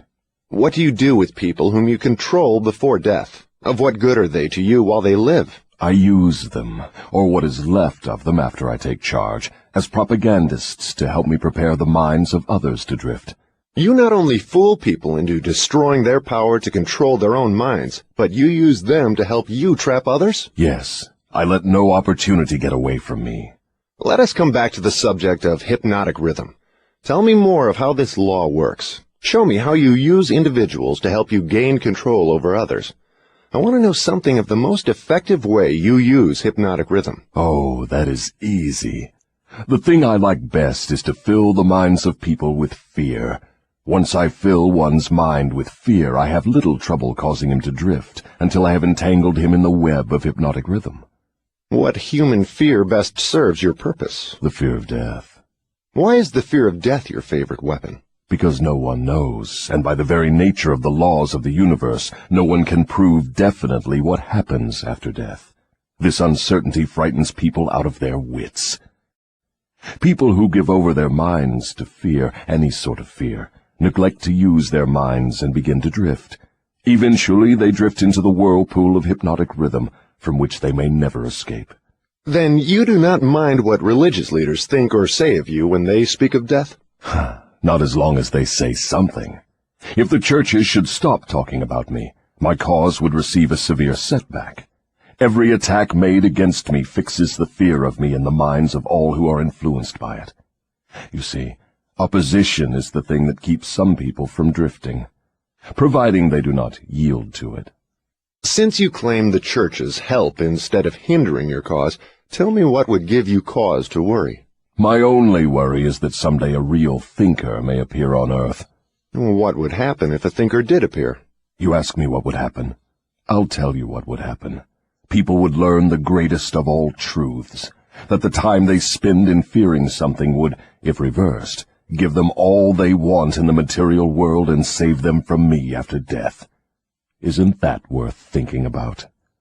What is keeping such a thinker from appearing in the world? Fear of criticism. It may interest you to know that the fear of criticism is the only effective weapon I have with which to whip you. If you were not afraid to publish this confession after you wring it from me, I would lose my earthly kingdom. And if I did surprise you and publish it, how long would it be until you lost your kingdom? Just long enough for one generation of children to grow into understanding. You cannot take the adults from me. I have them too securely sewed up. But if you published this confession, it would be sufficient to keep me from gaining control of the yet unborn and those who have not yet reached the age of reason. You wouldn't dare publish what I have told you about the religious leaders. They would crucify you. I thought the savage practice of crucifixion went out of style 2,000 years ago. I don't mean crucifixion on a cross. I mean social and financial crucifixion. Your income would be shut off. You would become a social outcast. Religious leaders and their followers alike would treat you with scorn. Suppose I should choose to throw in my lot with the select few who make a pretense of using their own minds rather than fear the masses who do not, the masses of whom you claim 98%. If you have courage enough to do this, you will crimp my style. Why do you lay claim to no scientist? Don't you like scientists? Oh, yes. I like all people well enough, but true scientists are out of my reach. Why? Because they think for themselves and spend their time studying natural laws. They deal with cause and effect. They deal with facts wherever they find them. But do not make the mistake of believing scientists have no religion. They have a very definite religion. What is their religion? The religion of truth. The religion of natural law. If the world ever produces an accurate thinker with ability to fathom the deeply buried secret of life and death, you can be sure that science will be responsible for the catastrophe. Catastrophe to whom? To me, of course. Let's get back to the subject of hypnotic rhythm. I want to know more about it. Is it something like the principle through which people can hypnotize one another? It is precisely the same thing. I have already told you so. Why do you repeat your questions? That is an old worldly custom of mine, Your Majesty. For your enlightenment, I will tell you, I am forcing you to repeat many of your statements for the sake of emphasis. I'm also trying to see if I can catch you in a lie. Don't dodge the issue. Get back to hypnotic rhythm and tell me all you know about it. Am I a victim of it? Not now, but you barely missed falling into my web. You drifted toward the whirlpool of hypnotic rhythm until you discovered how to force me into making this confession. Then I lost control of you. How interesting. You are not trying to recapture me through flattery, are you? That would be the best bribe I could offer you. It is the bribe I used on you effectively before you got the upper hand of me. With what did you flatter me? With many things. Chief among them sex and the desire for self-expression. What effect did your bribes have on me? They caused you to neglect your major purpose in life and started you to drifting. Was that all you did to me through your bribes? That was plenty. But I am back on the track and out of your reach now, am I not? Yes, you are temporarily out of my reach because you are not drifting. What broke your spell over me and released me from the habit of drifting? My answer may humiliate you. Do you want to hear it? Go ahead and give it to me, Your Majesty. I wish to learn how much truth I can stand. When you found a great love in the woman of your choice, I lost my grip on you. So you are going to accuse me of hiding behind a woman's skirts, are you? No, not hiding. I wouldn't put it that way.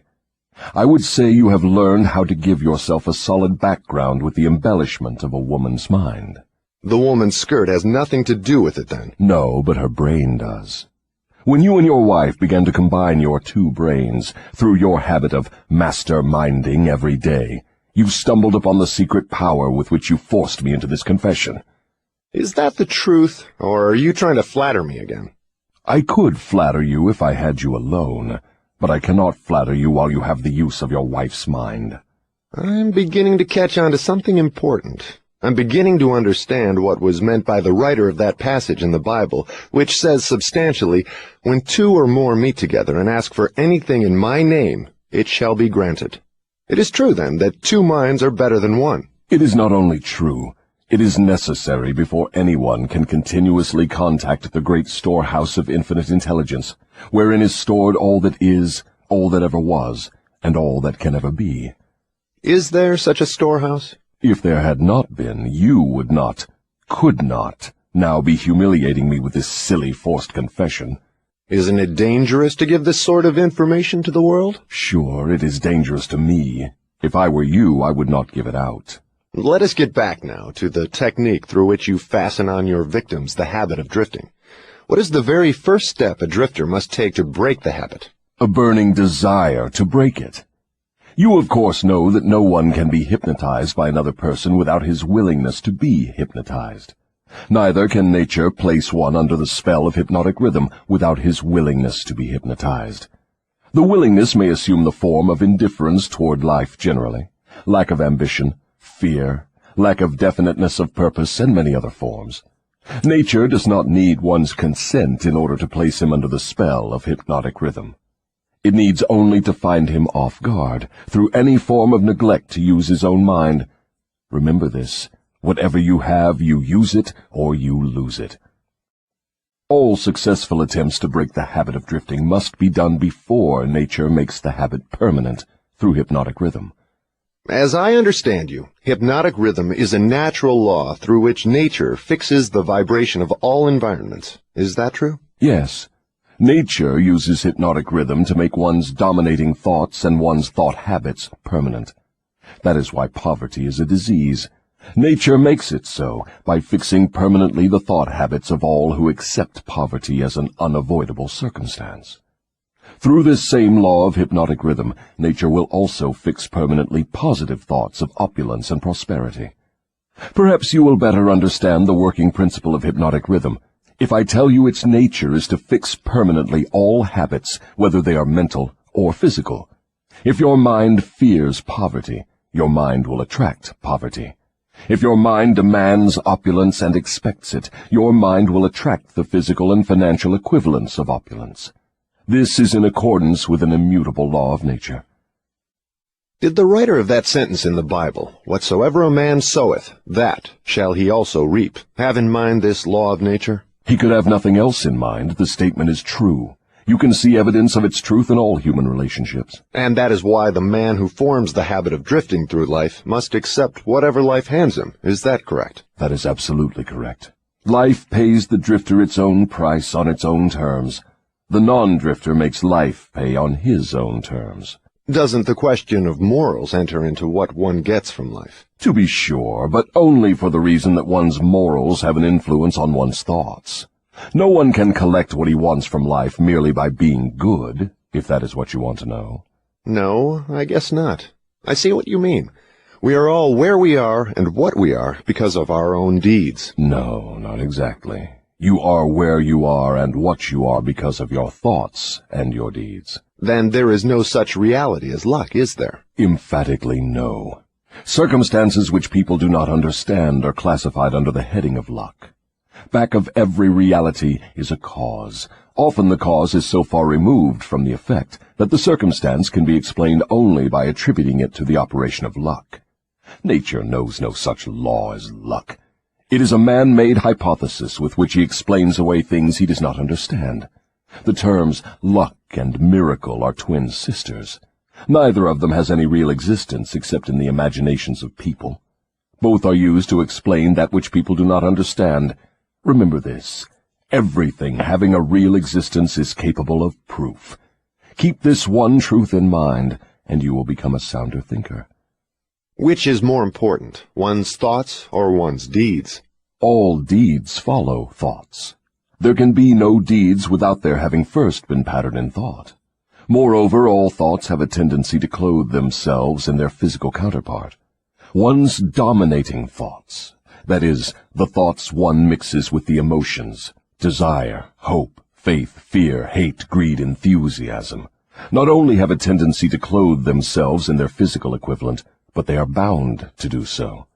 That reminds me to ask you to tell me more about yourself. Where, in addition to the minds of people, do you dwell and operate? I operate wherever there is something I can control and appropriate. I have already told you I am the negative portion of the electron of matter. I am the explosion in lightning. I am the pain in disease and physical suffering. I am the unseen general in warfare. I am the unknown commissioner of poverty and famine. I am the executioner extraordinary at death. I am the inspirer of lust after the flesh. I am the creator of jealousy and envy and greed. I am the instigator of fear.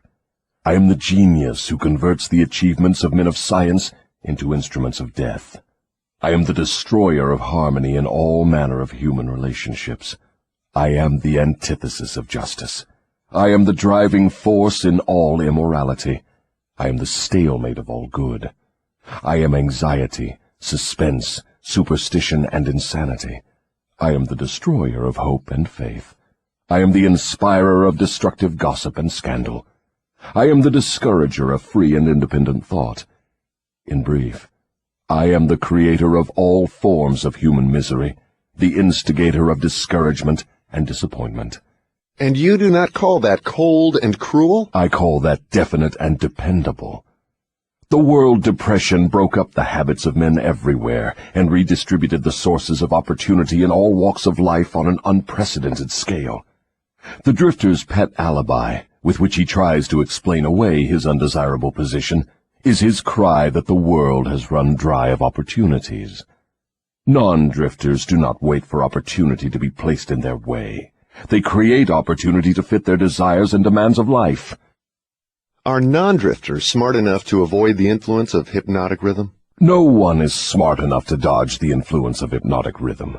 One could just as easily avoid the influence of the law of gravity. The law of hypnotic rhythm fixes permanently the dominating thoughts of men, whether they be drifters or non-drifters.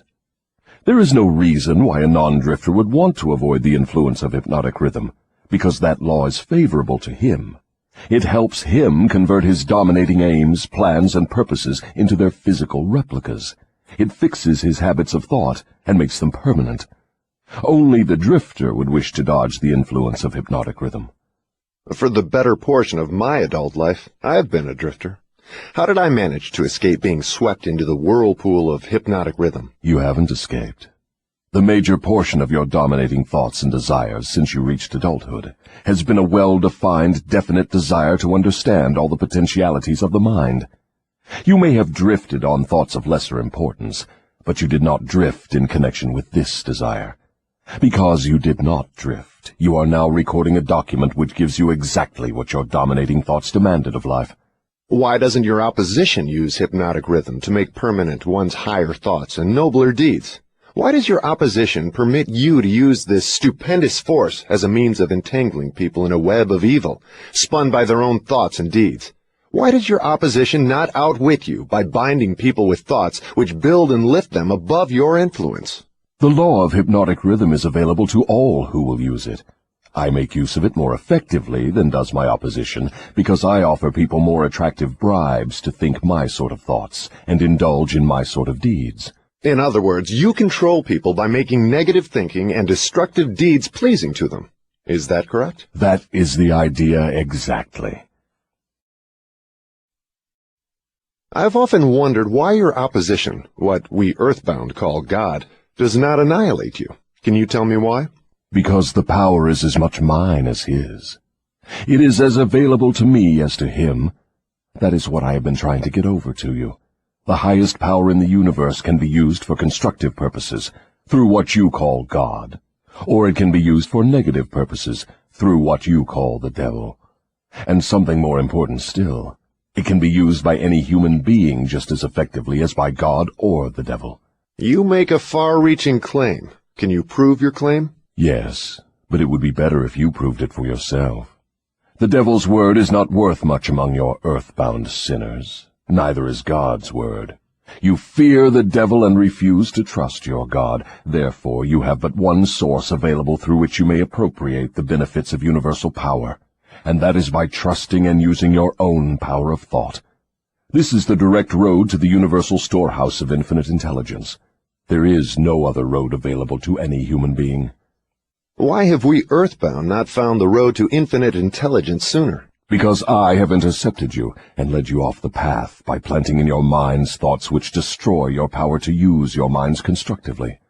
I have made it attractive to you to use the power of infinite intelligence to attain negative ends, through greed, avarice, lust, envy, and hatred.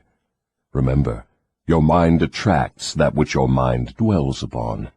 To divert you away from my opposition, I had only to feed you on thoughts helpful to my cause.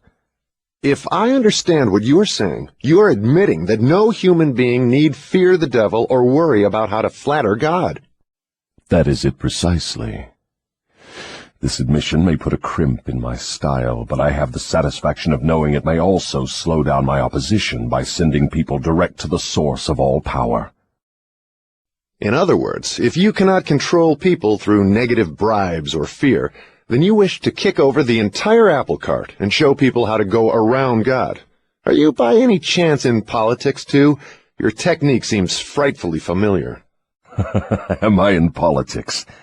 If I am not in politics, who do you believe starts depressions and forces people into wars? Surely you would not lay this at the door of my opposition.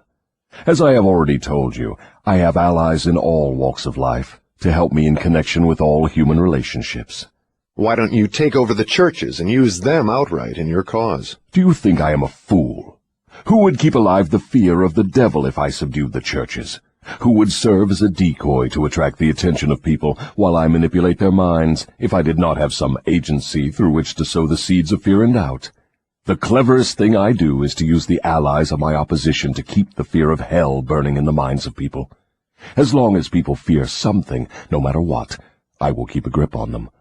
I'm beginning to see your scheme. You use the churches to plant the seed of fear and uncertainty and indefiniteness in the minds of people. These negative states of mind cause people to form the habit of drifting.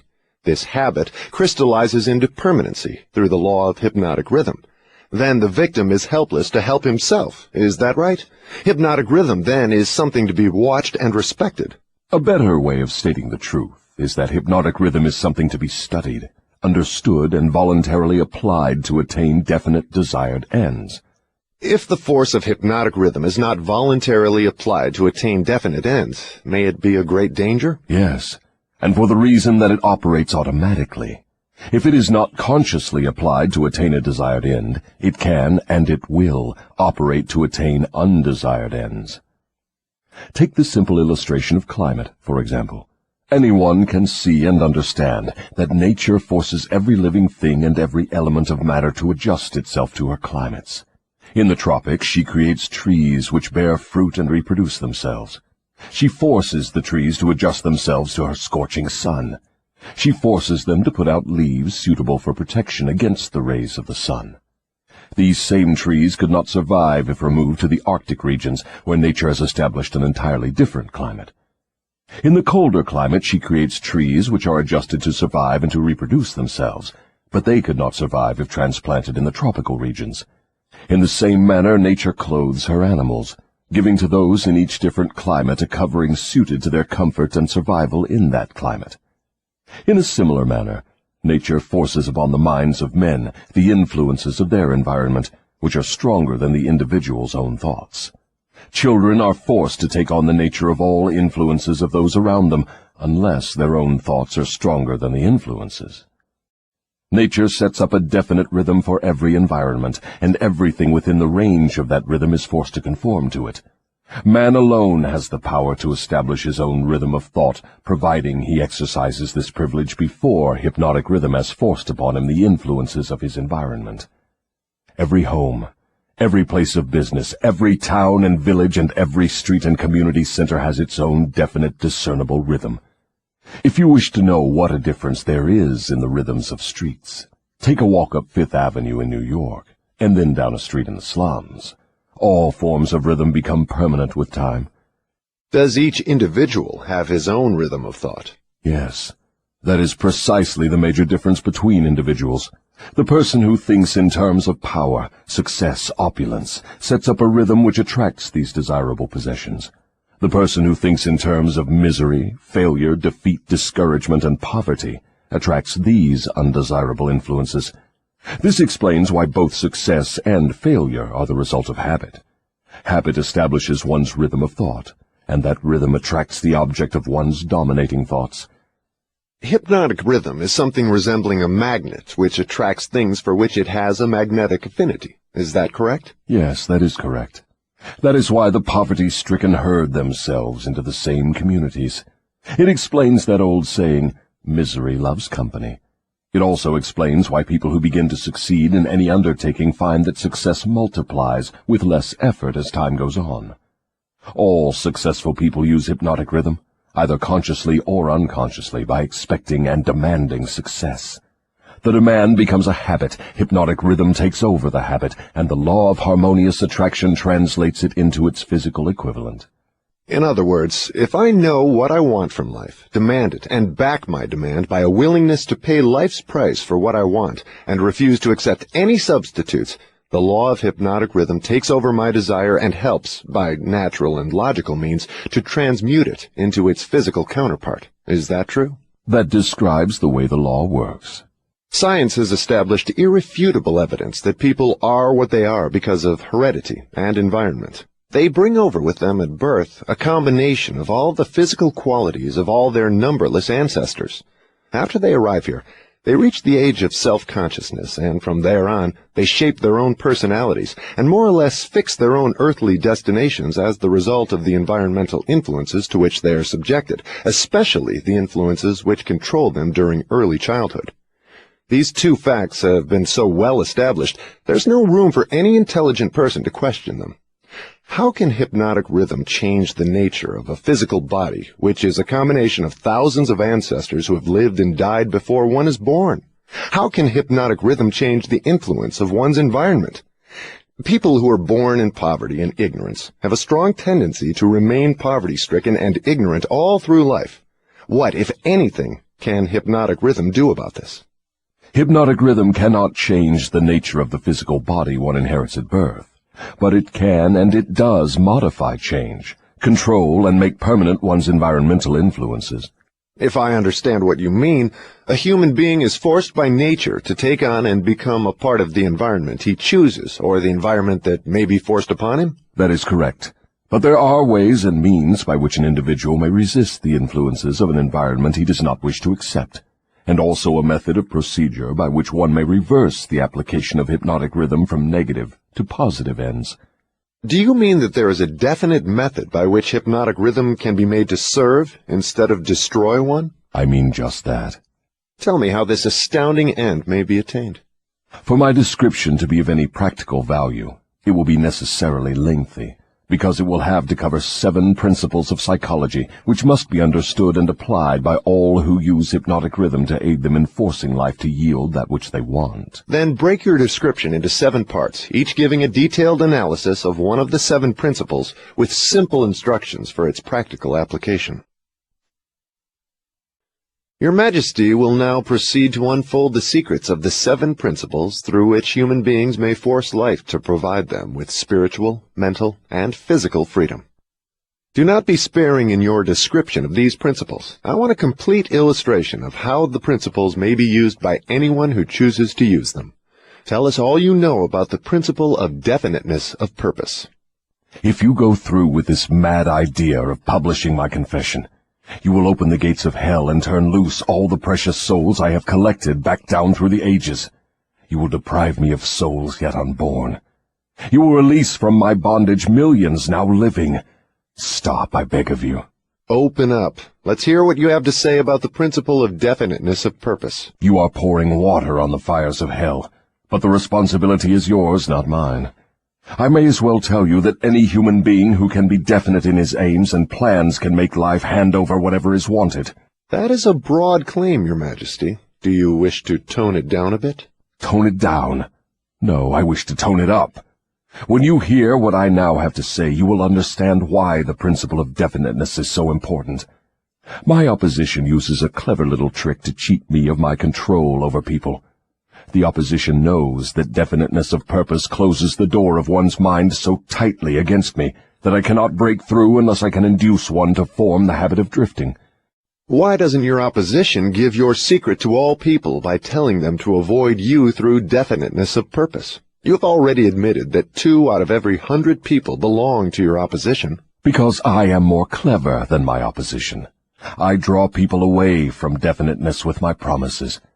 You see, I control more people than my opposition because I am a better salesman and a better showman. I attract people by feeding them liberally of the thought habits in which they like to indulge. Is definiteness of purpose something with which one must be born, or may it be acquired?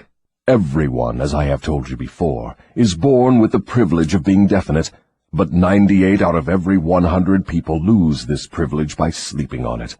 The privilege of definiteness can be maintained only by adopting it as a policy by which one is guided in all the affairs of life. Oh, I see. One takes advantage of the principle of definiteness, just as one may build a strong physical body, through constant, systematic use. Is that it? You have stated the truth clearly and accurately. Now I think we are getting somewhere, Your Majesty. We have at long last found the starting point from which all who become self-determining in life must take off. We have discovered from your astounding confession that your greatest asset is man's lack of caution, which enables you to lead him into the jungle of indefiniteness through simple bribes. We have learned, beyond the question of doubt, that anyone who adopts definiteness of purpose as a policy and uses it in all of his daily experiences cannot be induced to form the habit of drifting. Without the aid of the drifting habit, you are powerless to attract people through promises. Is this correct? I couldn't have stated the truth more clearly myself. Go ahead now and describe how people neglect their privilege of being free and self-determining through indefiniteness and drifting. I have already made brief reference to this principle, but I will now go into more minute details as to how the principle works. I shall have to begin at the time of birth. When a child is born, it brings with it nothing but a physical body representing the evolutionary results of millions of years of ancestry. Its mind is a total blank. When the child reaches the age of consciousness and begins to recognize the objects of its surroundings, it begins also to imitate others. Imitation becomes a fixed habit. Naturally, the child imitates, first of all, its parents. Then it begins to imitate its other relatives and daily associates, including its religious instructors and school teachers. The imitation extends not merely to physical expression, but also to thought expression. If a child's parents fear me and express that fear within range of the child's hearing, the child picks up the fear through the habit of imitation and stores it away as part of its subconscious stock of beliefs. If the child's religious instructor expresses any form of fear of me, and they all do in one form or another, that fear is added to the similar fear passed to the child by its parents, and the two forms of negative limitation are stored away in the subconscious mind to be drawn upon and used by me later in life. In a similar way, the child learns by imitation to limit its power of thought by filling its mind with envy, hatred, greed, lust, revenge, and all the other negative impulses of thought which destroy all possibility of definiteness. Meanwhile, I move in and induce the child to drift until I bind its mind through hypnotic rhythm. Am I to understand from your remarks that you have to gain control of people while they are very young, or lose your opportunity at them altogether? I prefer to claim them before they come into possession of their own minds.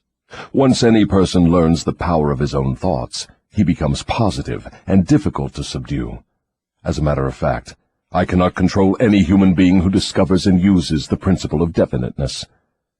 Is the habit of definiteness a permanent protection against your control? No, not by any means. Definiteness closes the door of one's mind to me only as long as that person follows the principle as a matter of policy.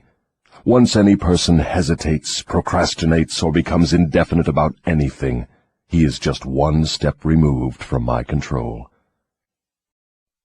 What has definiteness to do with one's material circumstances? I want to know if one may acquire power through definiteness of purpose without inviting destruction through the law of compensation. Your question limits my illustrations because there are so few people in the world who understand, and there have been so few in the past who understood, how to use definiteness of purpose without attracting to themselves the negative application of the law of compensation. Here you are forcing me to disclose one of my most prized tricks. I am bound to tell you that I eventually reclaim for my cause all who escape me temporarily through definiteness of purpose. The reclamation is made by filling the mind with greed for power and the love of egotistical expression, until the individual falls into the habit of violating the rights of others. Then I step in with the law of compensation and reclaim my victim. So I see from your admission that definiteness of purpose may be dangerous in proportion to its possibility as a power. Is that true? Yes. And what is more important, Every principle of good carries with it the seed of an equivalent danger. That is hard to believe. What danger, for example, can there be in the habit of love of truth? The danger lies in the word habit.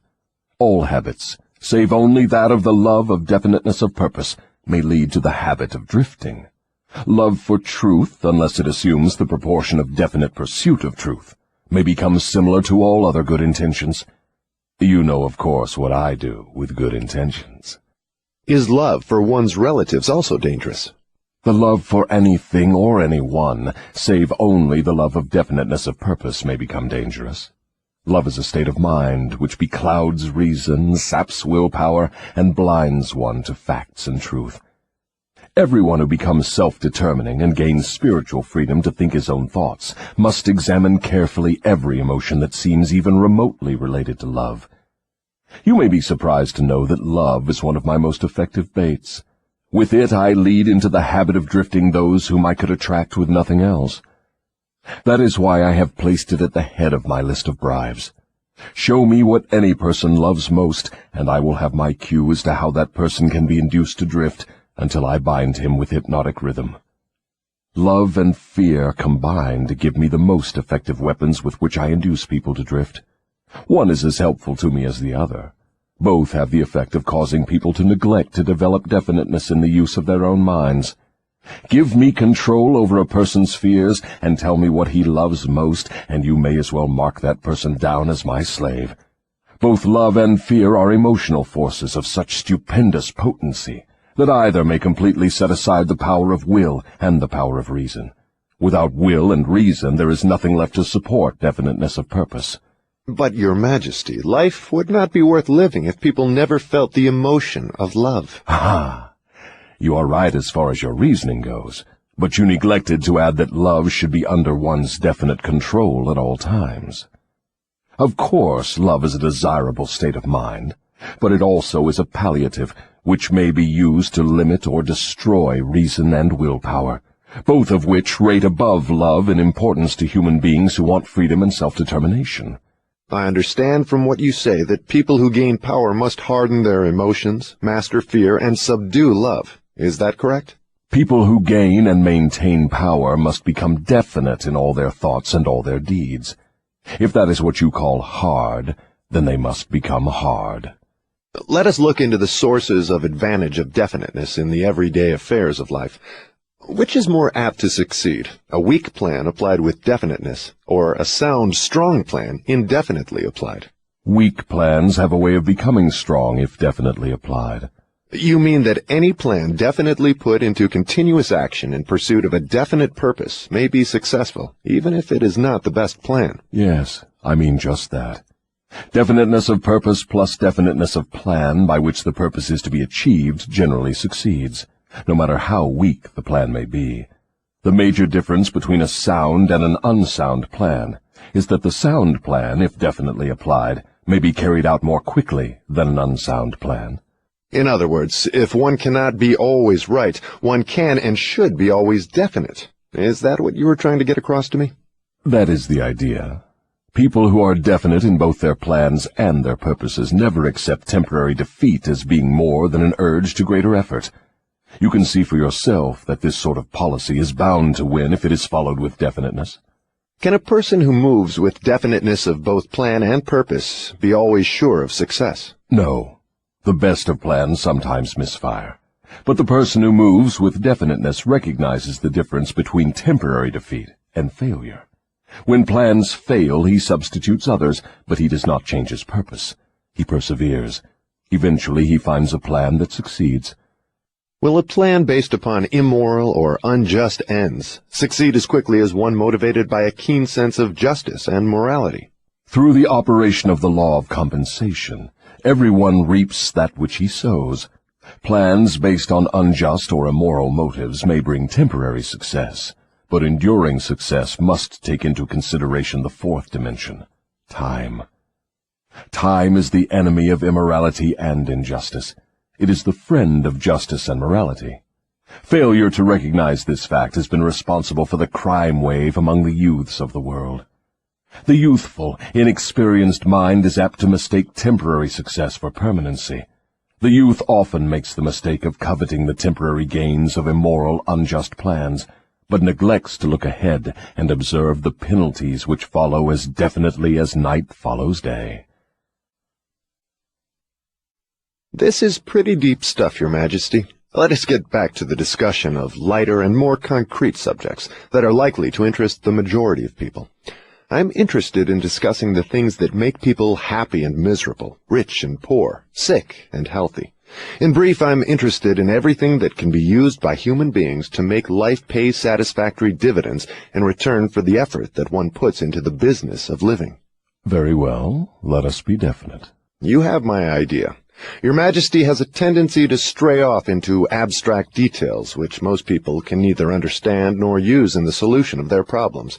Could that, by any chance, be a definite plan of yours to answer my questions with indefinite answers? If that is your plan, it is a slick trick, but it will not work. Go ahead now, and tell me something more of the miseries and failures of human beings growing directly out of indefiniteness.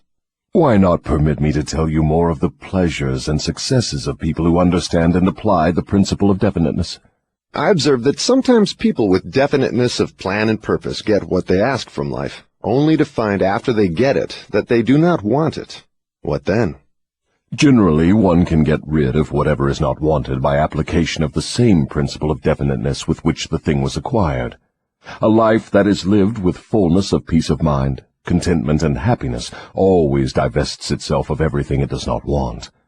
Anyone who submits to annoyance by things he does not want is not definite. He is a drifter. What about married people who cease to want each other? Should they separate?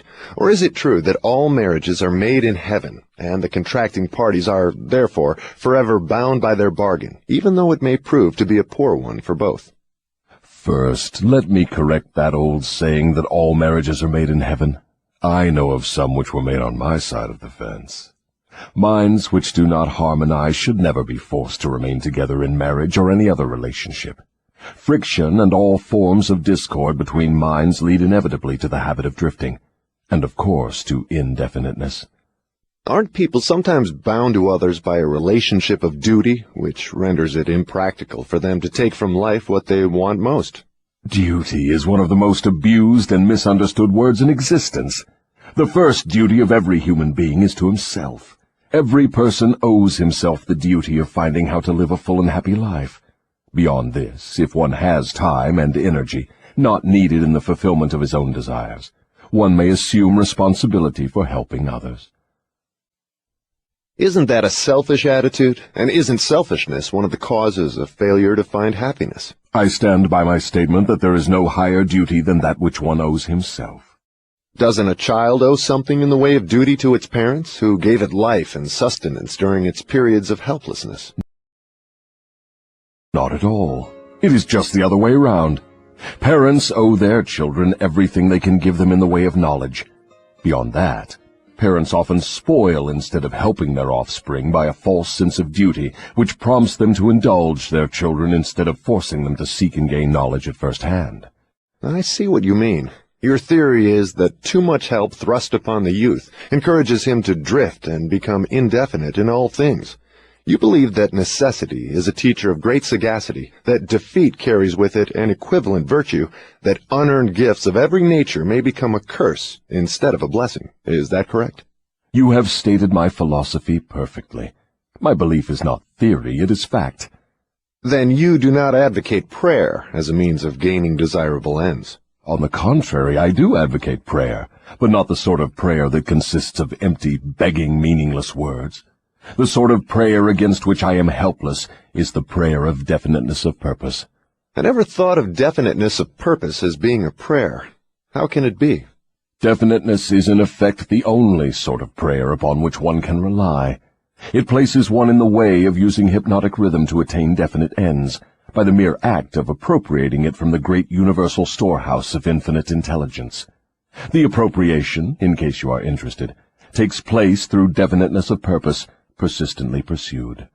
Why do the majority of prayers fail? They don't. All prayers bring that for which one prays. But you just said that definiteness of purpose is the only sort of prayer upon which one can rely. Now you say that all prayers bring results. What do you mean? There is nothing inconsistent about it. The majority of people who pray go to prayer only after everything else fails them. Naturally, they go with their minds filled with fear that the prayers will not be answered. Well, their fears are realized. The person who goes to prayer with definiteness of purpose and faith in the attainment of that purpose puts into motion the laws of nature, which transmute one's dominating desires into their physical equivalent. That is all there is to prayer. One form of prayer is negative and brings only negative results. One form is positive and brings definite positive results. Could anything be more simple? People who whine and beg God to assume responsibility for all their troubles and provide them with all the necessities and luxuries of life are too lazy to create what they want and translate it into existence through the power of their own minds. When you hear a person praying for something that he should procure through his own efforts, you may be sure you are listening to a drifter. Infinite intelligence favors only those who understand and adapt themselves to her laws. She makes no discrimination because of fine character or pleasing personality. These things help people negotiate their way through life more harmoniously with one another. But the source from which prayer is answered is not impressed by fine feathers. Nature's law is, know what you want, adapt yourself to my laws, and you shall have it. Does that harmonize with the teachings of Christ? Perfectly. Also, it harmonizes with the teachings of all truly great philosophers. Is your theory of definiteness in harmony with the philosophy of men of science? Definiteness is the major difference between a scientist and a drifter.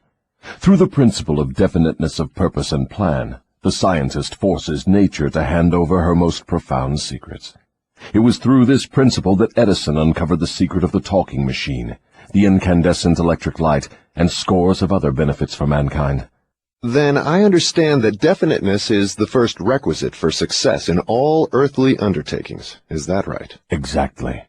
Anything which teaches people to examine facts and coordinate them into definite plans through accurate thinking is hard on my profession. If this thirst for definite knowledge now spreading over the world keeps up, my business will be shot to pieces within the next few centuries. I thrive on ignorance, superstition, intolerance, and fear. But I cannot stand up under definite knowledge properly organized into definite plans in the minds of people who think for themselves. Why don't you take over omnipotence and manage the whole works in your own way? You might as well ask why the negative portion of the electron doesn't take over the positive portion and run the entire works. The answer is that both the positive and the negative charges of energy are necessary to the existence of the electron. One is balanced equally against the other, stalemated as it were. So it is with what you call omnipotence and I. We represent the positive and the negative forces of the entire system of universes, and we are equally balanced one against the other. If this power of balance were shifted the slightest degree, the whole system of universes would become quickly reduced to a mass of inert matter. Now you know why I cannot take over the whole show and run it my way. If what you say is true, you have exactly the same power as omnipotence. Is that true? That is correct. My opposition, you call it omnipotence, expresses itself through the forces which you call good, the positive forces of nature. I express myself through the forces you call bad, the negative forces. Both good and bad are coincidental with existence. One is as important as the other. Then the doctrine of predestination is sound. People are born to success or failure, misery or happiness, to be good or bad, and they have nothing to do with this, nor can they modify their natures. Is that your claim? Emphatically not. Every human being has a wide range of choice in both his thoughts and his deeds. Every human being can use his brain for the reception and the expression of positive thoughts, or he can use it for the expression of negative thoughts. His choice in this important matter shapes his entire life. From what you have said, I gather the idea that human beings have more freedom of expression than either you or your opposition. Is that correct? That is true. Omnipotence and I are bound by immutable laws of nature. We cannot express ourselves in any manner not conforming to these laws. Then it is true that man has rights and privileges not available to either omnipotence or the devil. Is that the truth? Yes, that is true. But you might well have added that man is not yet fully awakened to the realization of this potential power. Man still regards himself as something resembling the worms in the dust. when in reality he has more power than all other living things combined. Definiteness of purpose seems to be a panacea for all evils of man. Not that, perhaps, but you may be sure no one ever will become self-determining without it. Why aren't children taught definiteness of purpose in the public schools? For the reason that there is no definite plan or purpose behind any of the school curricula. Children are sent to school to make credits and to learn how to memorize, not to learn what they want of life. What good is a school credit if one cannot convert it into the material and spiritual needs of life? I am only a devil, not an unwinder of riddles. I deduce from all you say that neither the schools nor the churches prepare the youths of the world with a practical working knowledge of their own minds. Is anything of more importance to a human being than an understanding of the forces and circumstances which influence his own mind? The only thing of enduring value to any human being is a working knowledge of his own mind. The churches do not permit a person to inquire into the possibilities of his own mind, and the schools do not recognize that such a thing as a mind exists. Aren't you a little hard on the schools and the churches? No, I am merely describing them as they are, without bias or prejudice. Aren't the schools and the churches your bitter enemies? Their leaders may think they are, but I am impressed only by facts. The truth is this, if you must know it. The churches are my most helpful allies, and the schools run the churches a close second. On what specific or general grounds do you make this claim? On the grounds that both the churches and the schools help me to convert people to the habit of drifting. Do you realize that your charge is substantially a sweeping indictment of the two institutions of major importance which have been responsible for civilization in its present form? Do I realize it? Man alive, I gloat over it. If the schools and churches had taught people how to think for themselves, where would I be now? This confession of yours will disillusion millions of people whose only hope for salvation is in their churches. Isn't that a cruel thing to do to them? Wouldn't most people be better off living in the bliss of ignorance than to know the truth about you? What do you mean by the term salvation? From what are people being saved? The only form of enduring salvation that is worth a green fig to any human being is that which comes from recognition of the power of his own mind. Ignorance and fear are the only enemies from which men need salvation. You seem to hold nothing sacred. You are wrong. I hold sacred the one thing which is my master, the one thing I fear. What is that? The power of independent thought backed by definiteness of purpose. Then you do not have many people to fear. Only 2 out of every 100, to be exact. I control all others. Let's give the churches a rest and get back to the public schools. Your confession has shown clearly that you thrive and perpetuate yourself from one generation to another by the clever trick of taking over the minds of children before they have the chance to learn how to use their minds. I wish to know what is wrong with a public school system that permits the devil to control so many people. I wish to know also what can be done to the established system of teaching that will ensure all children the opportunity to learn, first, that they have minds, and second, how to use those minds to bring spiritual and economic freedom. I am putting the question to you definitely enough, and since you have stressed the importance of definiteness of purpose, I am here and now putting you on notice that your answer to my question must be definite. Wait a moment while I catch my breath. You have given me quite an order. It seems strange that you would come to the devil to learn how to live. I should think you would go to my opposition. Why don't you? Your Majesty, it is you who are on trial here, not I. I want the truth, and I am not particular as to the source from which I get it. There is something radically wrong with the system of education that has given us a balance sheet with life that shows us hopelessly in the red and groping for the road to self-determination as if we were so many animals lost in the jungle. I want to know 2 things about this system. First, what is the major weakness of the system? Second, how can this weakness be eliminated? The floor is yours again. Please, stick to the question and stop trying to decoy me into the discussion of deep abstract subjects. That's definite, is it not? You leave me no choice but that of direct answer. To begin with, the public school system approaches the subject of education from the wrong angle. The school system endeavors to teach children to memorize facts, instead of teaching them how to use their own minds. Is that all that is wrong with the system? Oh no, that is only the beginning. Another major weakness of the school system is that it does not establish in the minds of children either the importance of definiteness of purpose, or make any attempt to teach youths how to be definite about anything. The major object of all schooling is to force the students to cram their memories with facts, instead of teaching them how to organize and make practical use of facts. This cramming system centers the attention of students on the accumulation of credits, but overlooks the important question of how to use knowledge in the practical affairs of life. This system turns out graduates whose names are inscribed upon parchment certificates, but whose minds are empty of self-determination.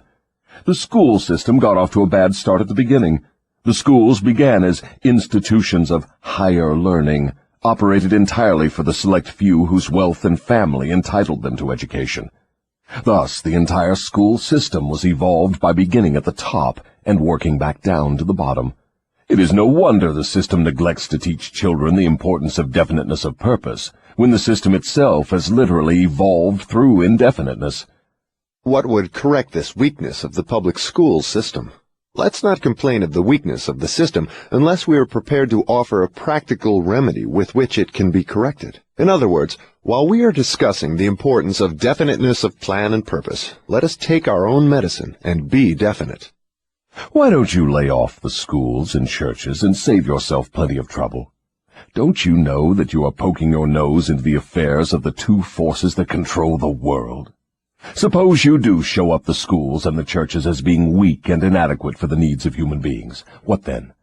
With what are you going to replace these two institutions? Stop trying to evade my questions by the old trick of asking a counter-question. I do not propose to replace the schools and churches, but I do propose to find out, if I can, how these organized forces can be modified so that they will serve people instead of keeping them in ignorance. Go ahead now and give me a detailed catalog of all the changes in the public school system which would improve it. So you want the entire catalog, do you? Do you want the suggested changes in the order of their importance? Describe the changes needed, just as they come to you. You are forcing me to commit an act of treason against myself. But here it is. Reverse the present system by giving children the privilege of leading in their schoolwork instead of following orthodox rules designed only to impart abstract knowledge. Let instructors serve as students, and let the students serve as instructors. As far as possible, organize all schoolwork into definite methods through which the student can learn by doing, and direct the classwork so that every student engages in some form of practical labor connected with the daily problems of life. Ideas are the beginning of all human achievement. Teach all students how to recognize practical ideas that may be of benefit in helping them acquire whatever they demand of life. Teach the students how to budget and use time. And above all, teach the truth that time is the greatest asset available to human beings, and the cheapest. Teach the student the basic motives by which all people are influenced, and show how to use these motives in acquiring the necessities and the luxuries of life. Teach children what to eat, how much to eat, and what is the relationship between proper eating and sound health. Teach children the true nature and function of the emotion of sex.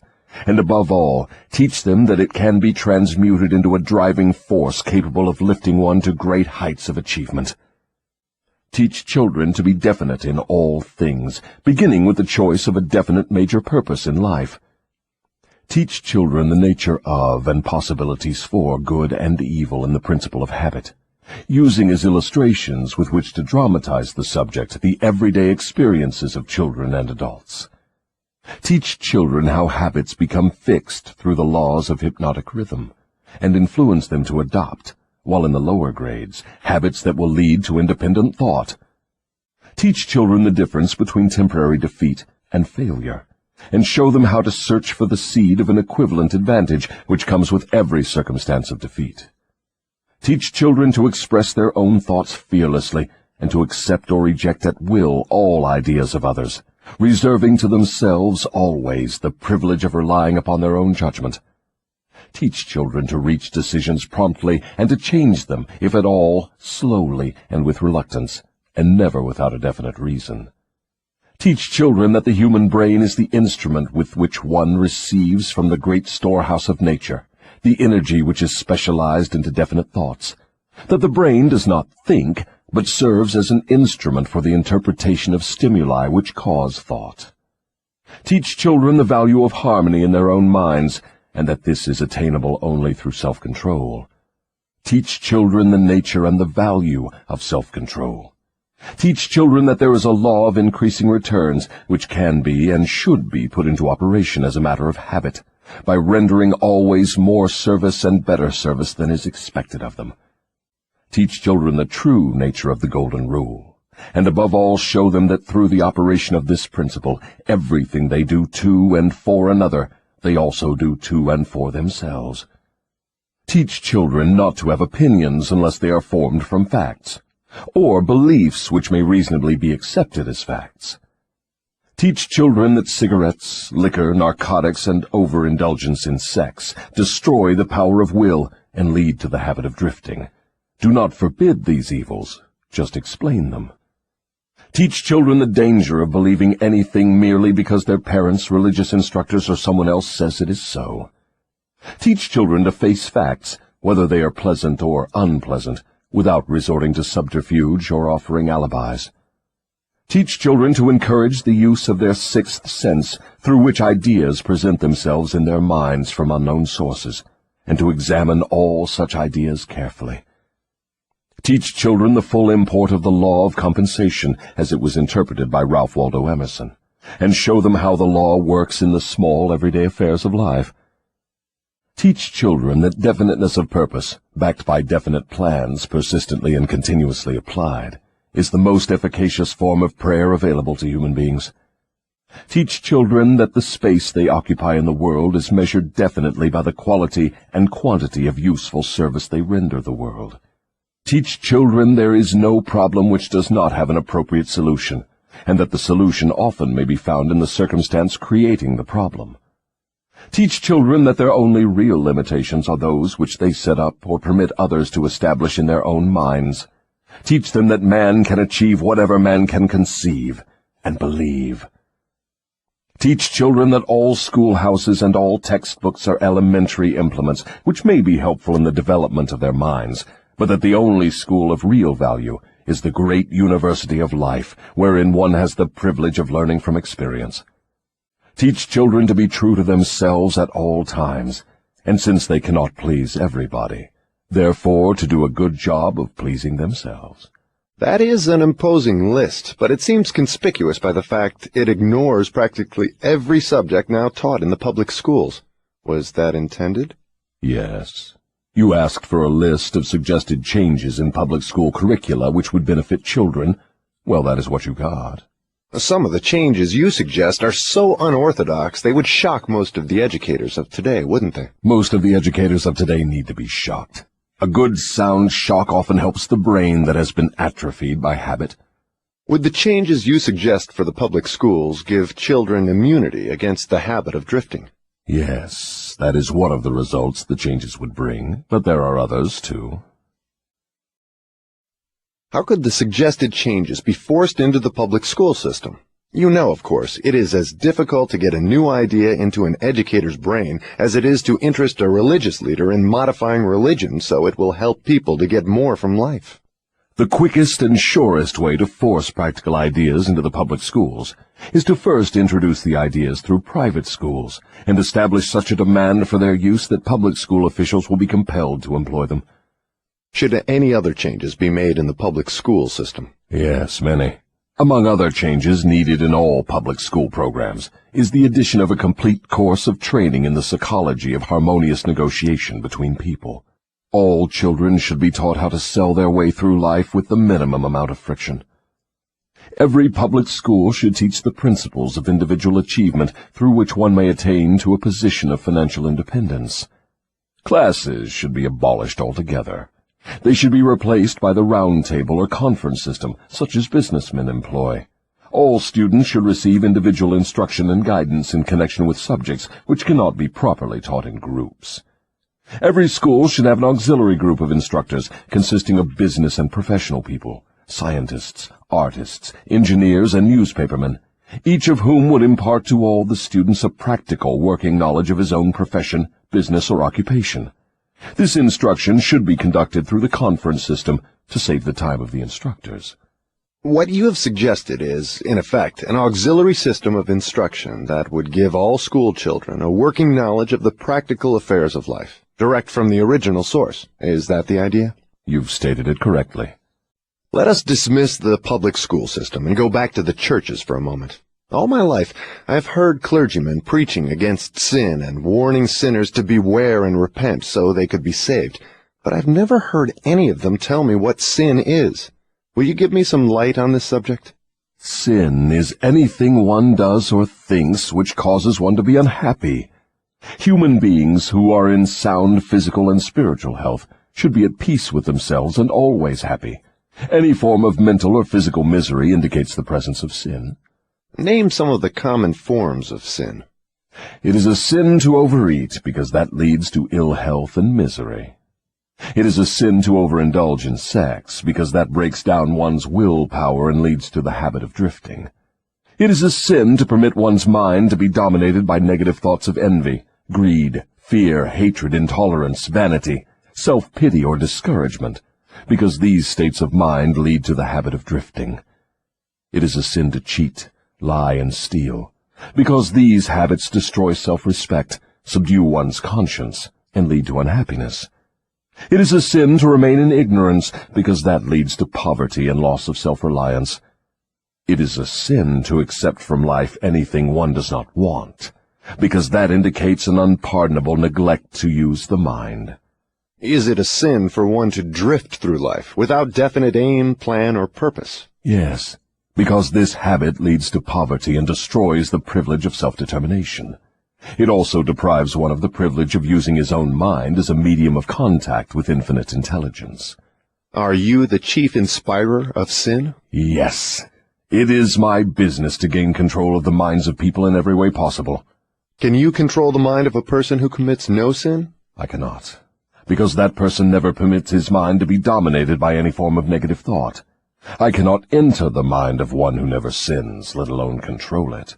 What is the commonest and most destructive of all sins? Fear and ignorance. Have you nothing else to add to the list? There is nothing else to be added. What is faith? It is a state of mind wherein one recognizes and uses the power of positive thought as a medium by which one contacts and draws upon the universal store of infinite intelligence at will. In other words, faith is the absence of all forms of negative thought. Is that the idea? Yes, that is another way of describing it. Has a drifter the capacity to use faith? He may have the capacity, but he does not use it. Everyone has the potential power to clear his mind of all negative thoughts, and thereby avail himself of the power of faith. Stating the matter in another way, faith is definiteness of purpose backed by belief in the attainment of the object of that purpose. Is that correct? That's the idea exactly. What preparation must one undergo before being able to move with definiteness of purpose at all times? One must gain mastery over self. This is the second of the 7 principles. The person who is not master of himself can never be master of others. Lack of self-mastery is, of itself, the most destructive form of indefiniteness. Where should one begin when making a start at control over self? By mastering the 3 appetites responsible for most of one's lack of self-discipline. The 3 appetites are 1. The desire for food, 2. The desire for expression of sex, 3. The desire to express loosely organized opinions. Does man have other appetites which need control? Yes, many of them. But these 3 are the ones which should be conquered first. When a man becomes master of these 3 appetites, he has developed enough self-discipline to conquer easily those of lesser importance. But these are natural appetites. They must be indulged if one is to be healthy and happy. To be sure, they are natural appetites, but they are also dangerous, because people who have not mastered themselves overfeed the appetites. Self-mastery contemplates sufficient control over the appetites to enable one to feed them what they need and withhold food not needed. Your viewpoint is both interesting and educational. Describe the details through which I may understand how and under what circumstances people overfeed the appetites. Take the desire for physical food, for example. The majority of people are so weak in self-discipline they fill their stomachs with combinations of rich food which please the taste but overwork the organs of digestion and elimination. They pour into their stomachs both quantity and combinations of food, which the body chemist can dispose of only by converting the food into deadly toxic poisons. These poisons clog and stagnate the body's sewer system until it slows down in its work of elimination of waste matter. After a while, the sewer system stops working altogether, and the victim has what he calls constipation. By that time, he is ready for the hospital. Auto-intoxication, or body sewer poisoning, takes the machinery of the brain and rolls it into something resembling a wad of putty. The victim then becomes sluggish in his physical movements and mentally irritable and fussy. If he could only take one good look at and one bad smell of his sewer system, he would be ashamed to look himself in the face. City sewers are not the pleasantest of places when they become overloaded or clogged, but they are clean and sweet compared with the intestinal sewer when it has been overloaded or clogged. This is not a pretty story to be associated with the pleasant and necessary act of eating, but that is where it belongs, because overeating and wrong food combinations are the evils which cause auto-intoxication. People who eat wisely and keep their body sewers clean handicap me, because a clean body sewer generally means a sound body and a brain that functions properly.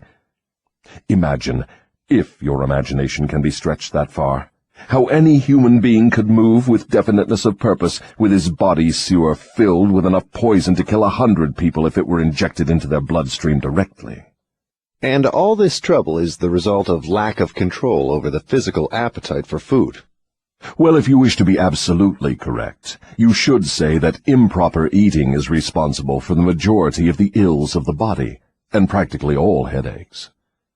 If you want proof of this, select 100 people suffering with headaches and give each of them a thorough washing out of their body sewer systems with a high enema, and observe that no fewer than 95 of the headaches will disappear within a few minutes after the sewers have been cleaned.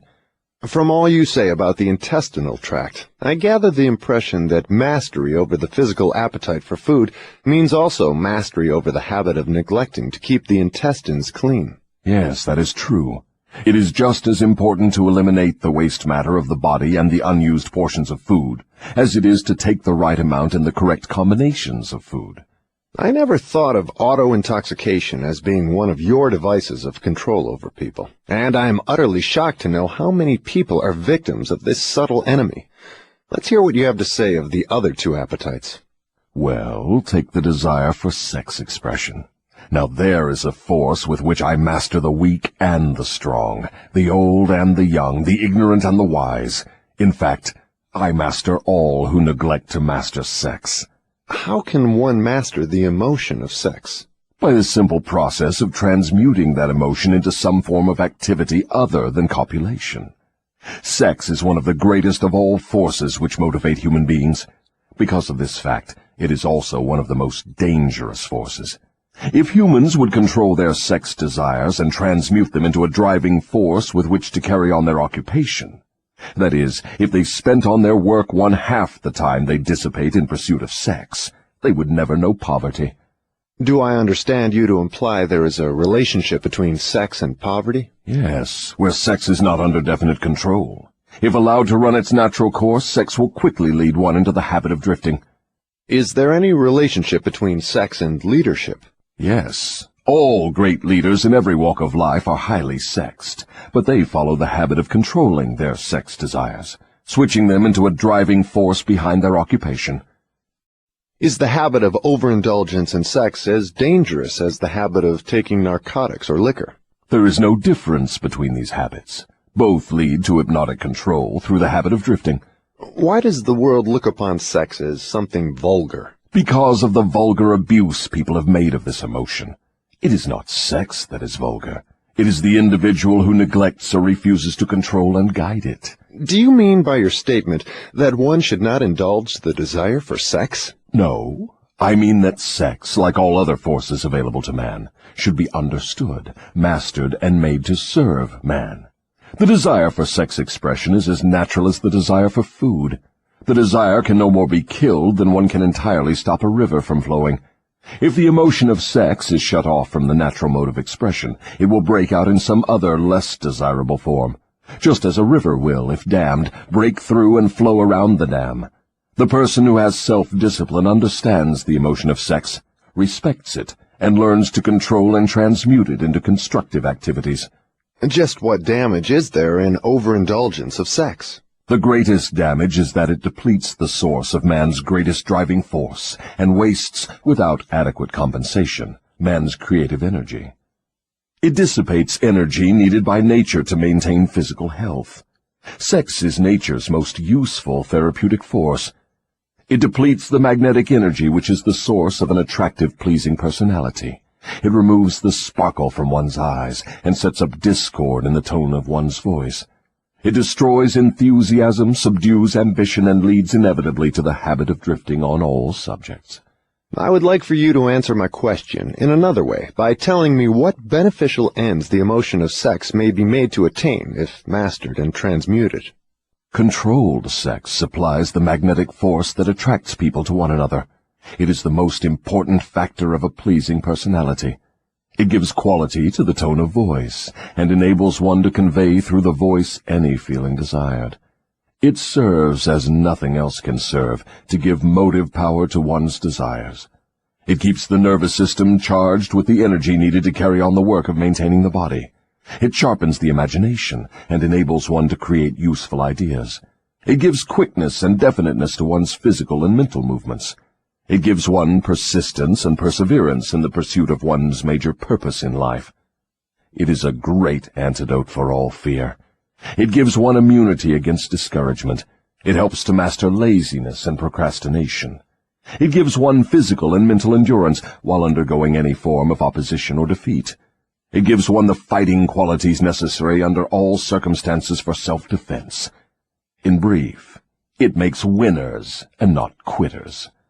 Are those all the advantages you claim for controlled sex energy? No, they are only some of the more important benefits it provides. Perhaps some will believe the greatest of all the virtues of sex is that it is nature's method of perpetuation of all living things. This alone should remove all thought that sex is vulgar. I gather from what you say that the emotion of sex is a virtue, not a fault. It is a virtue when controlled and directed to the attainment of desirable ends. It is a fault when neglected and permitted to lead to acts of lust. Why aren't these truths taught to children by their parents in the public schools? The neglect is due to ignorance of the real nature of sex. It is just as necessary in maintaining health for one to understand and properly use the emotion of sex as it is to keep the body's sewer system clean. Both subjects should be taught in all public schools and all homes where there are children.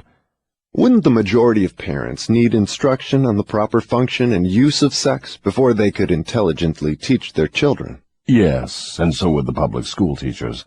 What relative position of importance would you give to the need for accurate knowledge on the subject of sex? It is next to the top of the list. There is but one thing of greater importance to human beings. That is accurate thought. Do I understand you to say that knowledge of the true functions of sex and ability to think accurately are the two things of greatest importance to mankind? That is what I intend you to understand. Accurate thinking comes first because it is the solution to all man's problems, the answer to all his prayers, the source of opulence and all material possessions. Accurate thinking is aided by properly controlled and directed sex emotion, because sex emotion is the same energy as that with which one thinks. It begins with those who desire self-determination sufficiently to be willing to pay its price. No one can be entirely free, spiritually, mentally, physically, and economically, without learning the art of accurate thinking. No one can learn to think accurately without including, as a part of the needed knowledge, information on the control of sex emotion through transmutation. It will be a great surprise to many people to learn there is so close a relationship between thinking and sex emotion. Tell us now about the third appetite, and let's see what it has to do with self-discipline. The habit of expressing loosely organized opinions is one of the most destructive of habits. Its destructiveness consists in its tendency to influence people to guess instead of searching for the facts when they form opinions, create ideas, or organize plans. The habit develops a grasshopper mind, one that jumps from one thing to another but never completes anything. And, of course, carelessness in the expression of opinions leads to the habit of drifting. From there it is only a step or two until one is bound by the law of hypnotic rhythm, which automatically prohibits accurate thinking. What other disadvantages are there in free expression of opinions? The person who talks too much informs the world of his aims and plans and gives to others the opportunity to profit by his ideas. Wise men keep their plans to themselves and refrain from expressing uninvited opinions. This prevents others from appropriating their ideas and makes it difficult for others to interfere with their plans. Why do so many people indulge in the habit of expressing uninvited opinions? The habit is one way of expressing egotism and vanity. The desire for self-expression is inborn in people.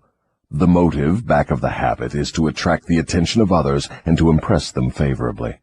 Actually, it has just the opposite effect. When the self-invited speaker attracts attention, it usually is unfavorable. Yes. What other disadvantages has the habit? The person who insists on talking seldom has an opportunity to learn by listening to others. But isn't it true that a magnetic speaker often puts himself in the way of opportunity to benefit himself by attracting the attention of others through his powers of oratory? Yes, a magnetic orator does have an asset of tremendous value in his ability to impress people by his speech. But he cannot make the best use of this asset if he forces his speech on others without their invitation. No single quality adds more to one's personality than the ability to speak with emotional feeling, force, and conviction. But the speaker must not impose his speech upon others without being invited to do so. There is an old saying that nothing is worth more than its actual cost. This applies as well to the free, uninvited expression of opinions as to material things. What about people who volunteer their opinions by expressing them in writing? Do they also suffer by lack of self-discipline? One of the worst pests on earth is the person who writes uninvited letters to people of prominence. Men in public office, moving picture stars, men who have succeeded in business or written a best-selling book. And people whose names appear often in the newspapers are continuously besieged by people who write letters expressing their opinion on all subjects.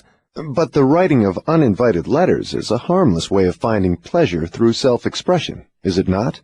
What damage does one do by the habit? Habits are contagious. Every habit attracts a flock of its relatives.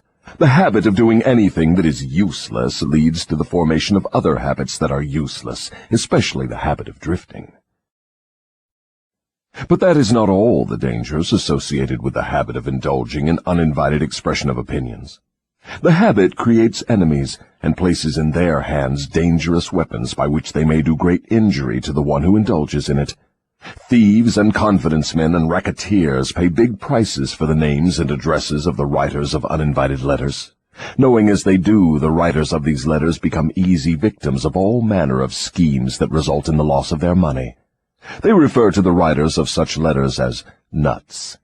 If you wish to know how foolish people are who write uninvited letters, read the nut column of any newspaper, the column in which the paper publishes the voluntary opinions of its readers, and you will see for yourself how the writers of such letters antagonize people and invite opposition from others. Now, I had no idea, Your Majesty, that people get into so much difficulty through uninvited expression of their opinions. But now that you have brought up the subject, I do remember writing the editor of a prominent magazine an uninvited letter of criticism, which cost me a fine position on his staff, at a fat salary. That is a perfect example. The proper place to begin self-discipline is right where you stand. The way to begin is by recognizing the truth, that there is nothing for good or evil throughout the myriads of universes except the power of natural law. There is no individual personality anywhere throughout the myriad of universes with the slightest power to influence a human being, save nature and human beings themselves. There is no human being now living, no human being has ever lived, and no human being ever will live with the right or the power to deprive another human being of the inborn privilege of free and independent thought. That privilege is the only one over which any human being can have absolute control. No adult human being ever loses the right to freedom of thought, but most humans lose the benefits of this privilege either by neglect or because it has been taken away from them by their parents or religious instructors before the age of understanding. These are self-evident truths, no less important because they are being called to your attention by the devil than they would be if brought to your attention by my opposition. But what are people going to lean upon in the hour of emergency when they know not where nor to whom to appeal? Let them lean upon the only dependable power available to any human being. And what is that? Themselves. The power of their own thoughts. The only power they can control and may rely upon. The only power which cannot be perverted, colored, modified, or falsified by their dishonest fellow human beings. All you say seems logical, but why must I come to the devil to discover such profound truths? Let's get back to the 7 principles. You've already disclosed enough information to show clearly that the secret of how to break the power of hypnotic rhythm is wrapped in the 7 principles. You have shown, too, that the most important of these principles is self-discipline. Now, go ahead and describe the other 5 principles you have not yet mentioned and indicate what part they play in giving one self-discipline. First, let me summarize that part of my confession we have already covered. I have frankly told you that my 2 most effective devices for mastering human beings are the habit of drifting and the law of hypnotic rhythm. I have shown you that drifting is not a natural law, but a man-made habit which leads to man's submission to the law of hypnotic rhythm. The 7 principles are the media by which man may break the hold of hypnotic rhythm and take possession again of his own mind. You see, therefore, the 7 principles are the 7 steps which lead victims of hypnotic rhythm out of the self-made prisons in which they are bound. The 7 principles are the master key that unlocks the door to spiritual, mental, and economic self-determination. Is that true? Yes, that's another way of stating the truth. Is failure ever a benefit to man? Yes. Indeed, learning from adversity is the 3rd of the 7 principles. But few people know that every adversity brings with it the seed of an equivalent advantage. Still fewer people know the difference between temporary defeat and failure. If this knowledge were generally known, I would be deprived of one of my strongest weapons of control over human beings. But I understood you to say that failure is one of your greatest allies. I got the impression from your confession that failure causes people to lose ambition and quit trying, and then you take them over without opposition on their part. That is just the point. I take them over after they quit trying. If they knew the difference between temporary defeat and failure, they would not quit when they meet with opposition from life. If they knew that every form of defeat and all failures bring with them the seed of unborn opportunity, they would keep on fighting and win. Success usually is but one short step beyond the point where one quits fighting. Is that all one might learn from adversity, defeat, and failure? No, that is the least of what one might learn. I hate to tell you this, but failure often serves as a blessing in disguise because it breaks the grip of hypnotic rhythm and frees the mind for a fresh start. Now we are getting somewhere. So, you have confessed at long last that even nature's law of hypnotic rhythm can be and often is annulled by nature herself. Is that correct? No. That is not stating the matter accurately. Nature never reverses any of her natural laws. Nature does not take away a human being's freedom of thought through hypnotic rhythm. The individual gives up his freedom by abuse of this law. If a man jumped from a tree and was killed by the sudden impact of his body with the earth through the law of gravity, you wouldn't say nature murdered him, would you? You would say the man neglected to relate himself properly to the law of gravity. I'm beginning to see. The law of hypnotic rhythm is capable of both negative and positive application. It may drag one down to slavery through loss of the privilege of freedom of thought, or it may help one rise to great heights of achievement through the free use of thought, depending on how the individual relates himself to the law. Is that correct? Now you have it right. But what about failure? One does not fail intentionally with purpose aforethought. No one encourages temporary defeat. These are circumstances over which the individual often has no control whatsoever. How, then, can it be said that nature does not take away one's freedom of thought when failure destroys ambition, willpower, and the self-confidence essential to make a fresh start? Failure is a man-made circumstance. It is never real until it has been accepted by man as permanent. Stating it another way, failure is a state of mind.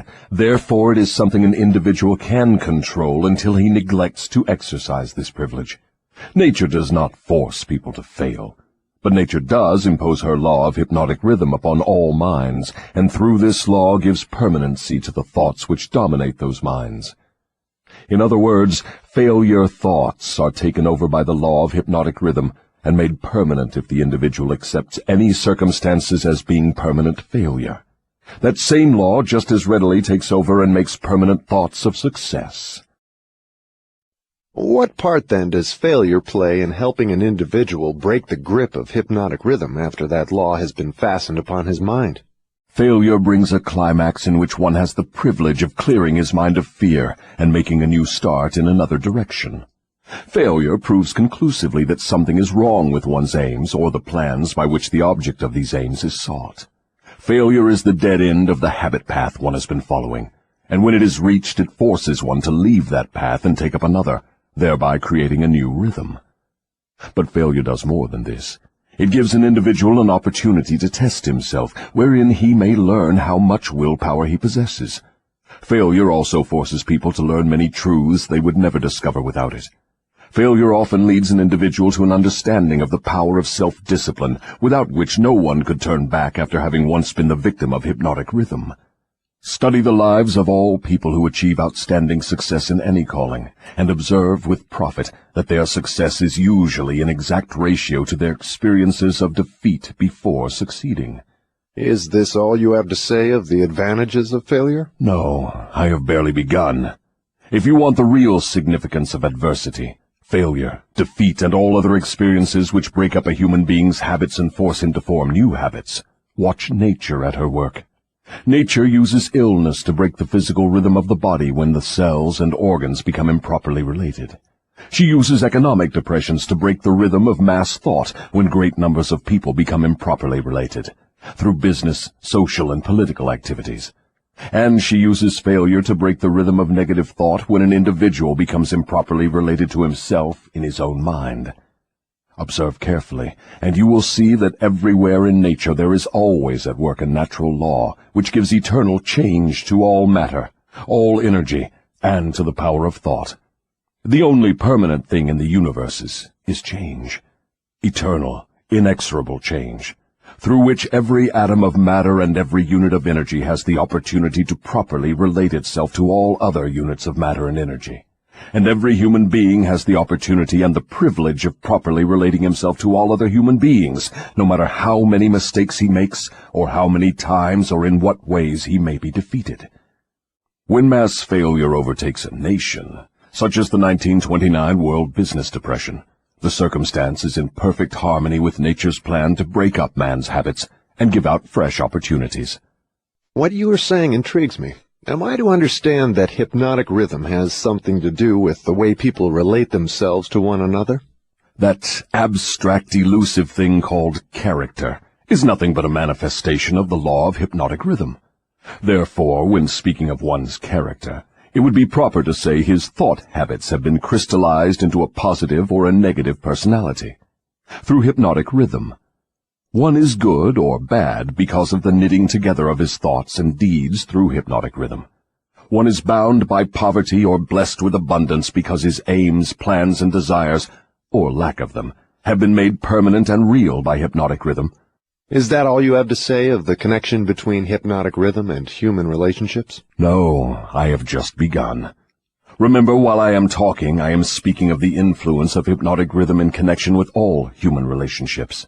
Men who succeed in business do so entirely because of the way they relate themselves to their associates and to others outside of the business. Professional men who succeed do so largely because of the manner in which they relate themselves to their clients.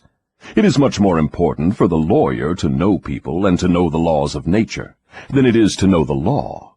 And the doctor is a failure before he starts unless he knows how to relate himself to his patients so as to establish their faith in him. Marriage succeeds or fails entirely because of the manner in which the participants relate themselves to one another.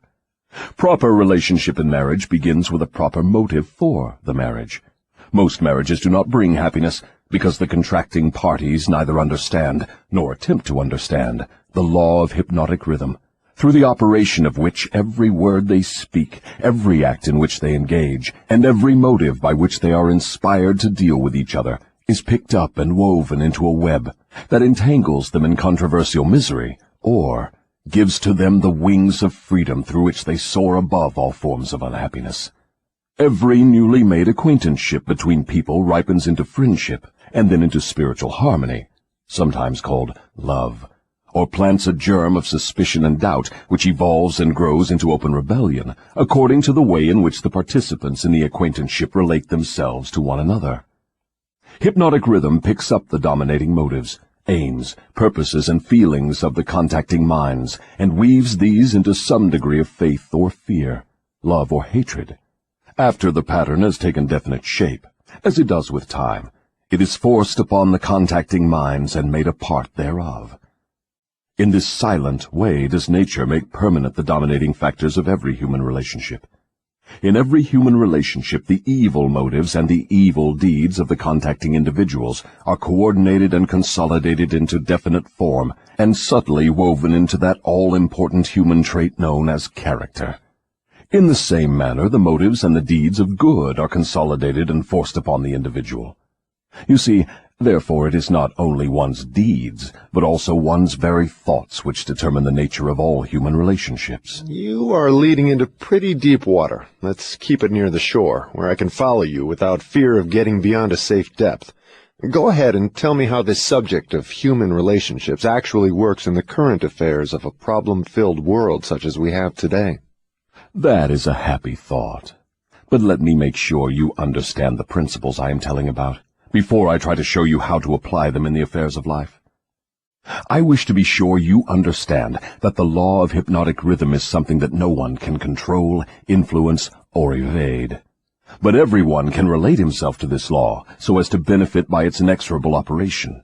Harmonious relationship with the law consists entirely of the individual changing his habits so they represent the circumstances and the things the individual wants and is willing to accept. No one can change the law of hypnotic rhythm any more than one can change the law of gravity, but everyone can change himself. Remember, therefore, in all the discussion of this subject, that all human relationships are made and maintained by the habits of the individuals related. The law of hypnotic rhythm plays only the part of solidifying the factors which constitute human relationships, but it does not create those factors. Before we go further with the discussion of human relationships, I want you to get a clear understanding of the subconscious mind.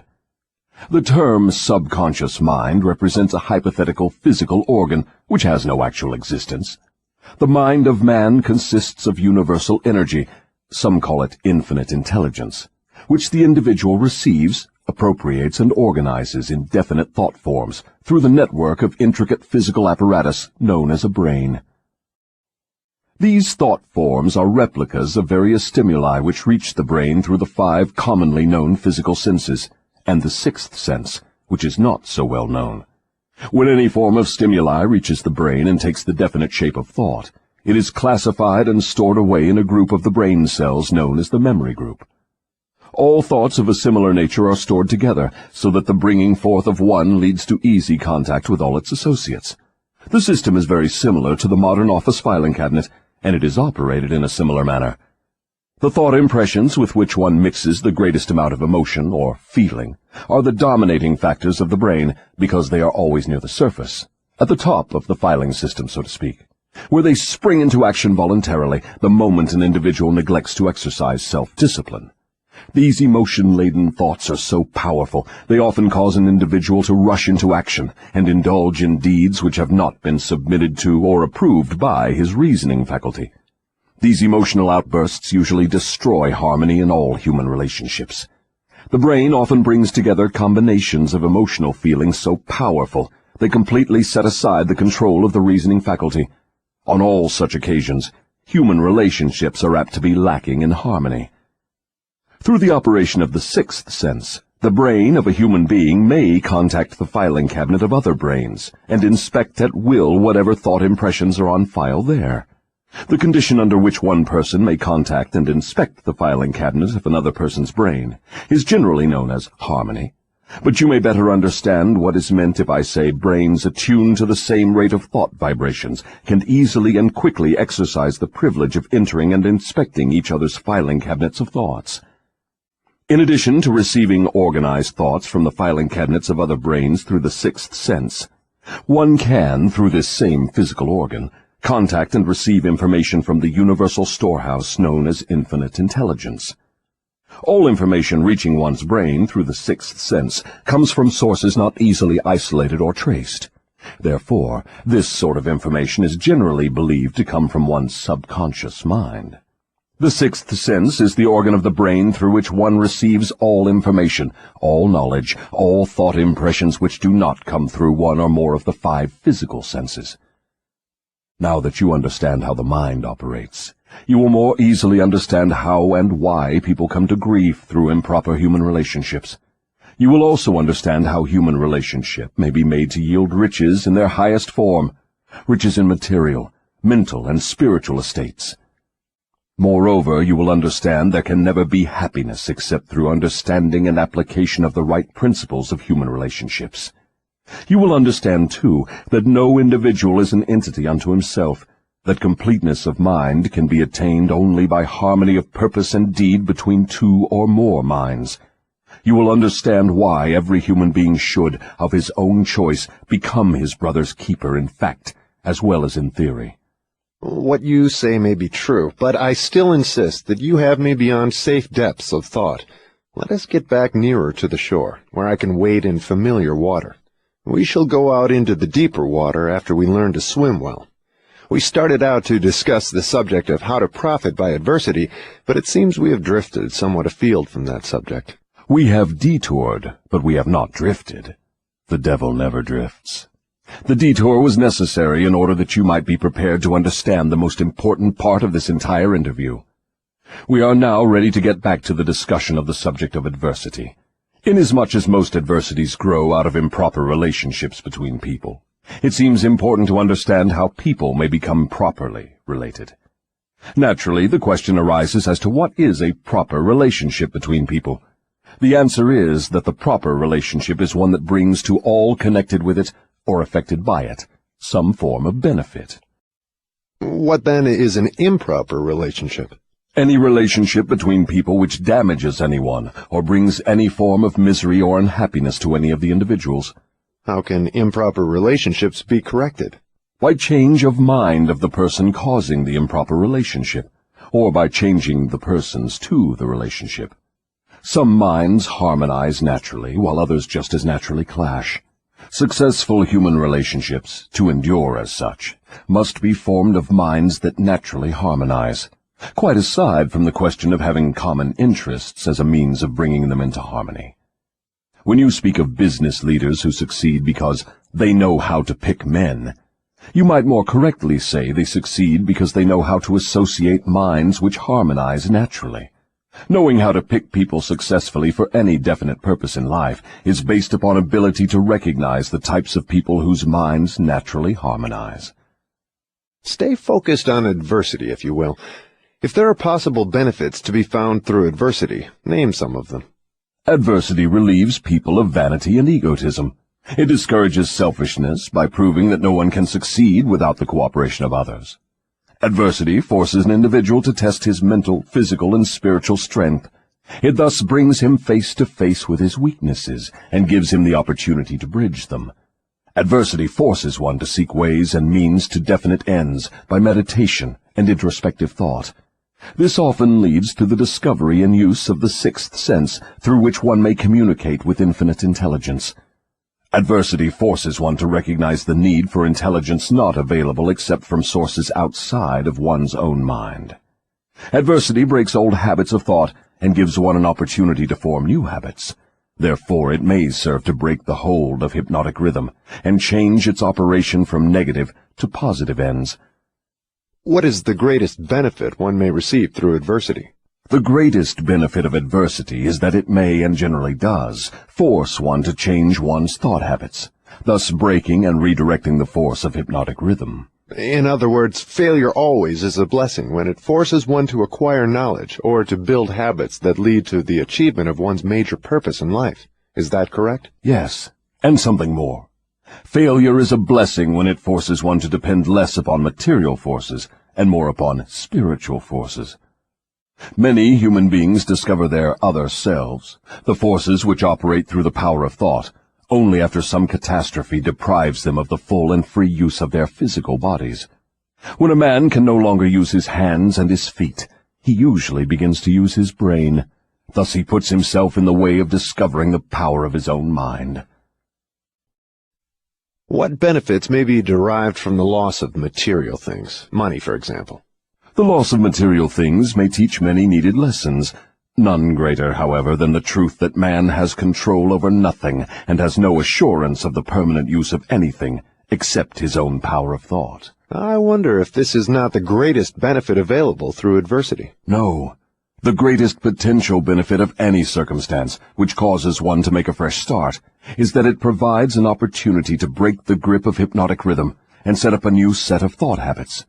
New habits offer the only way out for people who fail. Most people who escape from the negative to the positive operation of the law of hypnotic rhythm do so only because of some form of adversity which forces them to change their thought habits. Isn't adversity apt to break one's self-reliance and cause one to give up hope? It has that effect on those whose willpower is weak through long-established habits of drifting. It has the opposite effect on those who have not been weakened through drifting. The non-drifter meets with temporary defeat and failure, but his reaction to all forms of adversity is positive. He fights instead of giving up, and usually wins.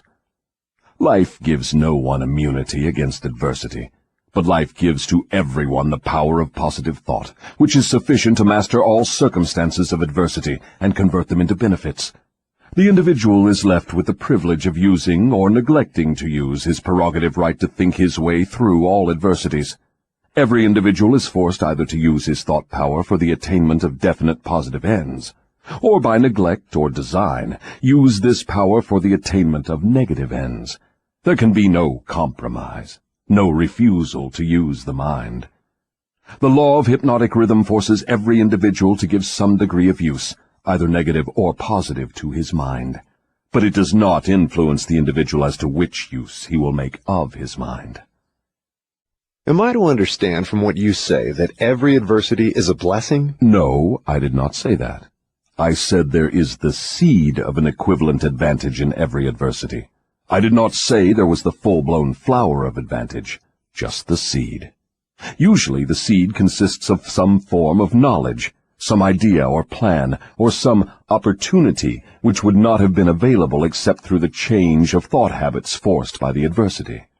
Are those all the benefits available to human beings through failure? No. Failure is used by nature as a common language in which she chastises people when they neglect to adapt themselves to her laws.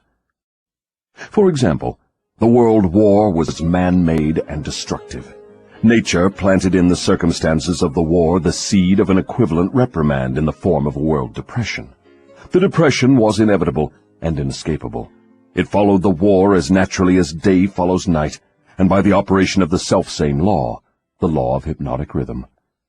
Am I to understand that the law of hypnotic rhythm is the same as that which Ralph Waldo Emerson called the law of compensation? The law of hypnotic rhythm is the law of compensation.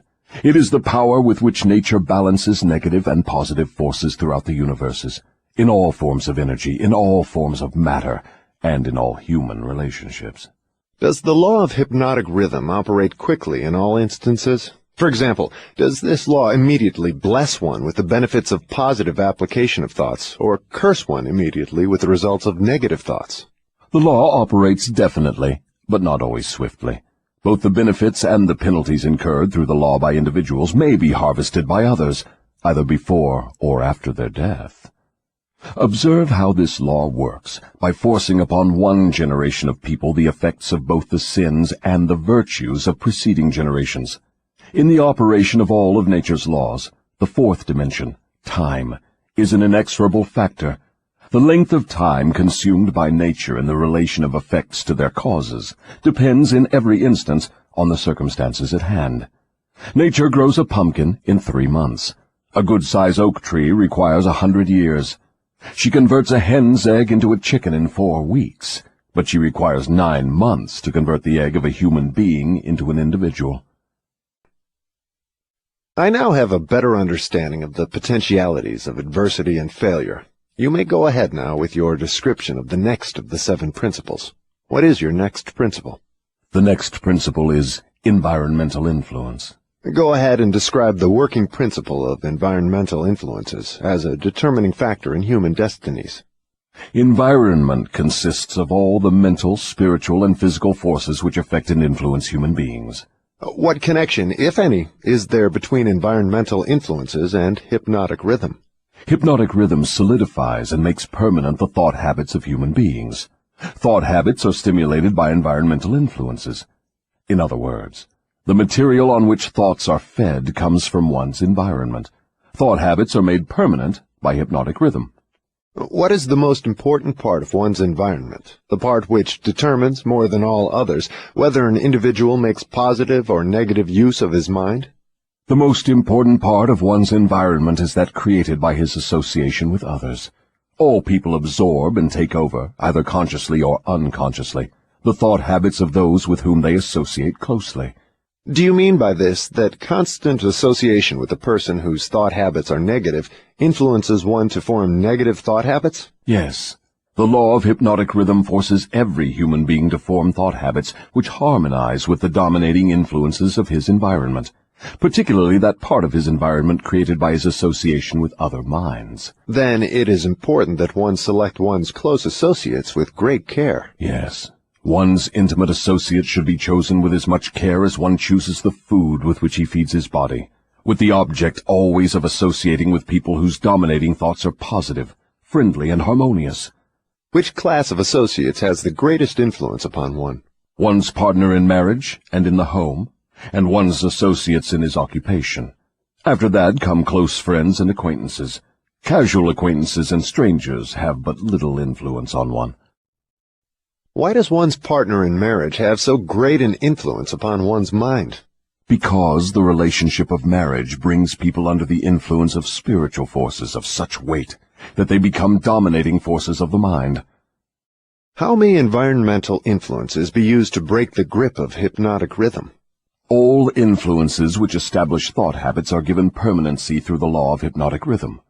One may change the influences of his environment, so that the dominating influences are either positive or negative, and the law of hypnotic rhythm will make them permanent, unless they are changed through one's habits of thought. Stating this truth in another way, one may submit himself to any environmental influence desired, whether positive or negative, and the law of hypnotic rhythm will make the influence permanent when it assumes the magnitude of thought habit. Is that the way the law works? That is correct. Be careful of all forces which inspire thought. Those are the forces which constitute environment and determine the nature of one's earthly destiny. What class of people controls their environmental influences? The non-drifters. All who are victims of the habit of drifting forfeit their power to choose their own environment. They become the victims of every negative influence of their environment. Is there no way out for the drifter? Is there no method by which he may submit himself to the influence of a positive environment? Yes, there is a way out for drifters. They can stop drifting, take possession of their own minds, and choose an environment which inspires positive thought. This they may accomplish through definiteness of purpose. Is that all there is to the act of eliminating the habit of drifting? Is the habit only a state of mind?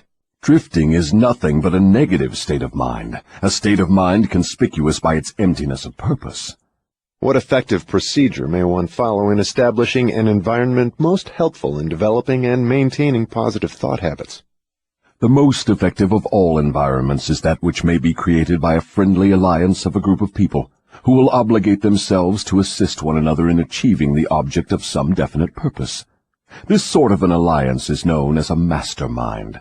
Through its operation, one may associate himself with carefully chosen individuals, each of whom brings to the alliance some knowledge, experience, education, plan, or idea suited to his needs in carrying out the object of his definite purpose. The most successful leaders in all walks of life avail themselves of this sort of made-to-order environmental influence. Outstanding achievement is impossible without the friendly cooperation of others. Stating the truth in another way, successful people must control their environment, thereby ensuring themselves against the influence of a negative environment. What of people whose duty to relatives makes it impossible for them to avoid the influence of a negative environment? No human being owes another any degree of duty which robs him of his privilege of building his thought habits in a positive environment. On the other hand, every human being is duty-bound to himself to remove from his environment every influence which even remotely tends to develop negative thought habits. Isn't this a cold-blooded philosophy? Only the strong survive. No one can be strong without removing himself from all influences which develop negative thought habits. Negative thought habits result in the loss of the privilege of self-determination, no matter what or who may cause those habits.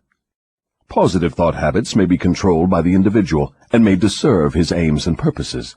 Negative thought habits control the individual and deprive him of the privilege of self-determination. I deduce from all you have said that those who control the environmental influences out of which their thought habits are built are masters of their earthly destinies, and that all others are mastered by earthly destinies. Is that stating the matter correctly? Perfectly stated. What establishes one's thought habits? All habits are established because of inherent or acquired desires, or motives. That is, habits are begun as the result of some form of definite desire. What takes place in the physical brain while one is forming thought habits? Desires are organized impulses of energy, called thoughts. Desires that are mixed with emotional feeling magnetize the brain cells in which they are stored and prepare those cells to be taken over and directed by the law of hypnotic rhythm. When any thought appears in the brain or is created there, and is mixed with keen emotional feeling of desire, the law of hypnotic rhythm begins at once to translate it into its physical counterpart. Dominating thoughts, which are acted upon first by the law of hypnotic rhythm, are those with which are mixed the strongest desires and the most intense feelings. Thought habits are established by the repetition of the same thoughts. What are the most impelling basic motives or desires which inspire thought action? The 10 most common motives, those which inspire most of one's physical action, are these: the desire for sex expression and love, the desire for physical food, the desire for spiritual, mental, and physical self-expression, the desire for perpetuation of life after death, the desire for power over others, the desire for material wealth, the desire for knowledge, the desire to imitate others, the desire to excel others, the 7 basic fears. These are the dominating motives which inspire the majority of all human endeavors. What about the negative desires, such as greed, envy, avarice, jealousy, anger? Are these not expressed more often than any of the positive desires? All negative desires are nothing but frustrations of positive desires. They are inspired by some form of defeat, failure, or neglect by human beings to adapt themselves to nature's laws in a positive way. That's a new slant on the subject of negative thoughts. If I correctly understand what you have said, all negative thoughts are inspired by one's neglect or failure to adapt oneself harmoniously to nature's laws. Is that correct? That is exactly correct. Nature will not tolerate idleness or vacuums of any sort. All space must be and is filled with something. Everything in existence, of both a physical and a spiritual nature, must be and is constantly in motion. The human brain is no exception. It was created to receive, organize, specialize, and express the power of thought. When the individual does not use the brain for the expression of positive, creative thoughts, nature fills the vacuum by forcing the brain to act upon negative thoughts. There can be no idleness in the brain. Understand this principle, and you will come into a new and important understanding of the part environmental influences take in the lives of human beings. You will better understand also how the law of hypnotic rhythm operates, it being the law which keeps everything and everyone constantly moving through some form of expression of either negative or positive principles. Nature is not interested in morals as such. She is not interested in right and wrong. She is not interested in justice and injustice. She is interested only in forcing everything to express action according to its nature. That is an enlightening interpretation of nature's ways. To whom may I turn for corroboration of your claims? To men of science, to the philosophers, to all accurate thinkers. Lastly, to the physical manifestations of nature herself. Nature has no such thing as dead matter. Every atom of matter is constantly in a state of motion. All energy is constantly in motion. There are no dead voids anywhere. Time and space are literally manifestations of motion of such swiftness that it cannot be measured by human beings. Alas, one is forced to the conclusion, from what you say, that the sources of dependable knowledge are shockingly limited. The developed sources of knowledge are limited. Every normal adult human brain is a potential gateway to all the knowledge there is throughout the universes. Every normal adult brain has within its mechanism the possibility of direct communication with infinite intelligence, wherein exists all the knowledge that is or can ever be. Your statement leads me to believe that human beings may become all they have attributed to what they call God. Is that what you mean? Through the law of evolution, the human brain is being perfected to communicate at will with infinite intelligence. The perfection will come through organized development of the brain, through its adaptation to nature's laws. Time is the factor which will bring perfection. What causes cycles of recurring events such as epidemics of disease, business depressions, wars, and crime waves? All such epidemics in which great numbers of people are similarly affected are caused by the law of hypnotic rhythm, through which nature consolidates thoughts of a similar nature and causes those thoughts to be expressed through mass action. Then the Great Depression was put into motion because great numbers of people were influenced to release thoughts of fear. Is that correct? Perfectly. Millions of people were endeavoring to get something for nothing through stock gambling. When they suddenly discovered they had gotten nothing for something, they became frightened, rushed to their banks to draw out their balances, and the panic was on.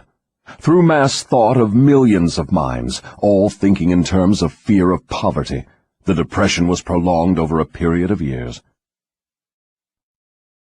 From what you say, I deduce that nature consolidates the dominating thoughts of people and expresses these thoughts through some form of mass action, such as business depressions, business booms, and so on.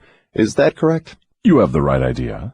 Let us now take up the next of the 7 principles. Go ahead and describe it. The next principle is time, the 4th dimension. What relationship is there between time and the operation of the law of hypnotic rhythm? Time is the law of hypnotic rhythm. The lapse of time required to give permanency to thought habits depends upon the object and the nature of the thoughts. But I understood you to say that the only enduring thing in nature is change. If that is true, then time is constantly changing, rearranging, and recombining all things, including one's thought habits. How then could the law of hypnotic rhythm give permanency to one's thought habits? Time divides all thought habits into 2 classes, negative thoughts and positive thoughts. One's individual thoughts are, of course, constantly changing and being recombined to suit the individual's desires. But thoughts do not change from negative to positive, or vice versa, except through voluntary effort on the part of the individual. Time penalizes the individual for all negative thoughts, and rewards him for all positive thoughts, according to the nature and purpose of the thoughts. If one's dominating thoughts are negative, time penalizes the individual by building in his mind the habit of negative thinking, and then proceeds to solidify this habit into permanency every second of its existence. Positive thoughts are, likewise, woven by time into permanent habits. The term permanency, of course, refers to the natural life of the individual. In the strict sense of the term, nothing is permanent. Time converts thought habits into what might be called permanency during the life of the individual. Now I have a better understanding of how time works. What other characteristics has time in connection with the earthly destiny of human beings? Time is nature's seasoning influence through which human experience may be ripened into wisdom. People are not born with wisdom, but they are born with the capacity to think, and they may, through the lapse of time, think their way into wisdom. Do youths ever possess wisdom? Only in very elementary matters. Wisdom comes only through the lapse of time. It cannot be inherited, and it cannot be imparted from one person to another except through the lapse of time. Does the lapse of time force an individual to acquire wisdom? No. Wisdom comes only to non-drifters who form positive thought habits as a dominating force in their lives. Drifters and those whose dominating thoughts are negative never acquire wisdom, except of a very elementary nature. From what you say, I infer that time is the friend of the person who trains his mind to follow positive thought habits, and the enemy of the person who drifts into negative thought habits. Is that correct? That is precisely true. All people can be classified as drifters and non-drifters. Drifters are always at the mercy of the non-drifters, and time makes this relationship permanent. Do you mean that if I drift along through life without definite aim or purpose, the non-drifter may become my master, and time only serves to give the non-drifter a stronger and more permanent grip upon me? That is stating the truth exactly. What is wisdom? Wisdom is the ability to relate yourself to nature's laws so as to make them serve you, and the ability to relate yourself to other people so as to gain their harmonious, willing cooperation in helping you to make life yield whatever you demand of it. Then accumulated knowledge is not wisdom. Great heavens, no! If knowledge were wisdom, the achievements of science would not have been converted into implements of destruction. What is needed to convert knowledge into wisdom? Time, plus the desire for wisdom. Wisdom is never thrust upon one. It is acquired, if at all, by positive thinking, through voluntary effort. Is it safe for all people to have knowledge? It is never safe for anyone to have extensive knowledge without wisdom. What is the age at which most people who acquire wisdom begin to acquire it? The majority of people who acquire wisdom do so after they have passed the age of 40. Prior to that time, the majority of people are too busy gathering knowledge and organizing it into plans to spend any effort seeking wisdom. What circumstance of life is most apt to lead one to acquire wisdom? Adversity and failure. These are nature's universal languages through which she imparts wisdom to those who are ready to receive it. Do adversity and failure always bring wisdom? No, only to those who are ready for wisdom and have voluntarily sought it. What determines one's readiness to receive wisdom? Time and the nature of one's thought habits. Is newly acquired knowledge the same as time-tested knowledge? No. Knowledge tested through the lapse of time always is superior to that which has been newly acquired. Time gives to knowledge definiteness in both quality and quantity, and dependability. One can never be sure of knowledge that has not been tested. What is dependable knowledge? It is knowledge which harmonizes with natural law, which means that it is based upon positive thought. Does time modify and alter the values of knowledge? Yes, time modifies and alters all values. That which is accurate knowledge today may become null and void tomorrow because of time's rearrangement of facts and values. Time modifies all human relationships for better or for worse, depending upon the policy through which people relate themselves to one another. In the realm of thought there is a time when it is proper to sow the seeds of thought, and there is a proper time to reap the harvest of those thoughts, the same as there is a time to sow and a time to reap from the soil of the earth. Without the proper measurement of time between the sowing and the reaping, nature modifies or withholds the rewards of the sowing. Go ahead now and describe the last two of the 7 principles. The next principle is harmony. Throughout nature one may find evidences that all natural law moves in an orderly manner, through the law of harmony. Through the operation of this law, nature forces everything within the range of a given environment to become harmoniously related. Understand this truth, and you will catch a new and a more intriguing vision of the power of environment. You will understand why association with negative minds is fatal to those seeking self-determination. Do you mean that nature voluntarily forces human beings to harmonize with the influences of their environment? Yes, that is true. The law of hypnotic rhythm forces upon every living thing the dominating influences of the environment in which it exists. If nature forces human beings to take on the nature of the environment in which they live, what means of escape are available to people who find themselves in an environment of poverty and failure, but desire to escape? They must change their environment or remain poverty-stricken. Nature permits no one to escape the influences of his environment. However, nature, in her abundance of wisdom, has given to every normal human being the privilege of establishing his own mental, spiritual, and physical environment. But once he establishes it, he must become a part of it. This is the inexorable working of the law of harmony. In a business association, for example, who establishes the dominating influence that determines the rhythm of the environment? The individual or individuals who think and act with definiteness of purpose. Is it as simple as that? Yes. Definiteness of purpose is the starting point from which an individual may establish his own environment. I do not seem to follow your reasoning. The entire world is torn with warfare and business depressions and other forms of strife which represent about everything except harmony. Nature does not seem to be forcing people to harmonize with one another. How do you explain this inconsistency? There is no inconsistency. The dominating influences of the world are, as you say, negative. Very well, nature is forcing human beings to harmonize with the dominating influences of the world environment. Manifestations of harmony may be either positive or negative. For example, a group of men in prison may, and they generally do, think and act in a negative manner. But nature sees to it that the dominating influence of the prison is impressed upon every individual in it. A group of poverty-stricken people in a tenement house may fight among themselves and apparently resist all forms of harmony. But nature forces each of them to become a part of the dominating influence of the house in which they live. Harmony, in the sense it is here used, means that nature relates everything throughout the universes to every other thing of a similar nature. Negative influences are forced into association with one another, no matter where they may be. Positive influences are just as definitely forced into association with one another. I'm beginning to see why successful business leaders are so careful in the choice of their business associates. Men who succeed in any calling usually establish their own environment by surrounding themselves with people who think and act in terms of success. Is that the idea? That is the idea exactly. Observe, with profit, that the one thing all successful men insist upon is harmony among their business associates. Another trait of successful people is that they move with definiteness of purpose and insist upon their associates doing the same. Understand these two truths, and you understand the major difference between a Henry Ford and a day laborer. Now, tell me about the last of the 7 principles. The last principle is caution.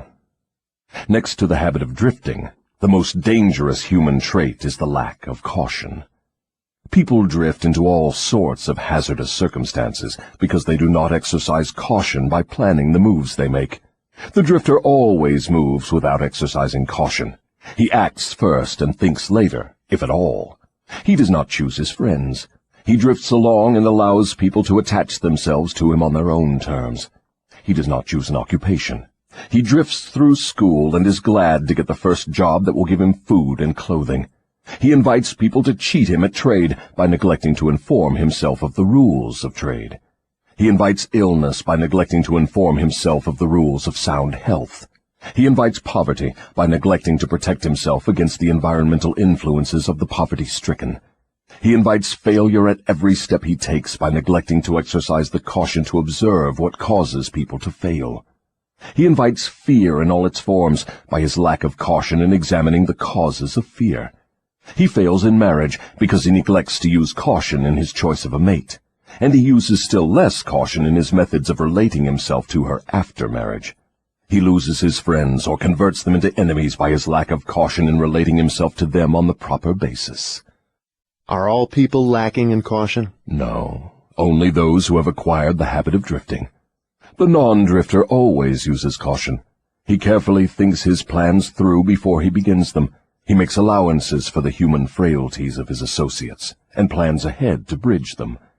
If he sends a messenger on an important mission, he sends someone else to make sure the messenger does not neglect his mission. Then he checks on both of them to be sure his wishes have been fulfilled. He takes nothing for granted where caution provides a way to ensure his success. Isn't over-caution as detrimental as lack of caution? There is no such thing as over-caution. What you call over-caution is an expression of fear. Fear and caution are two entirely different things. Don't people mistake fear for over-caution? Yes, that does sometimes happen. But the majority of people create for themselves far more disastrous hazards by total lack of the habit of caution than by over-caution. In what way may caution be used most advantageously? In the selection of one's associates, and in one's method of relating oneself to associates. The reason for this is obvious. One's associates constitute the most important part of one's environment, and environmental influences determine whether one forms the habit of drifting, or becomes a non-drifter.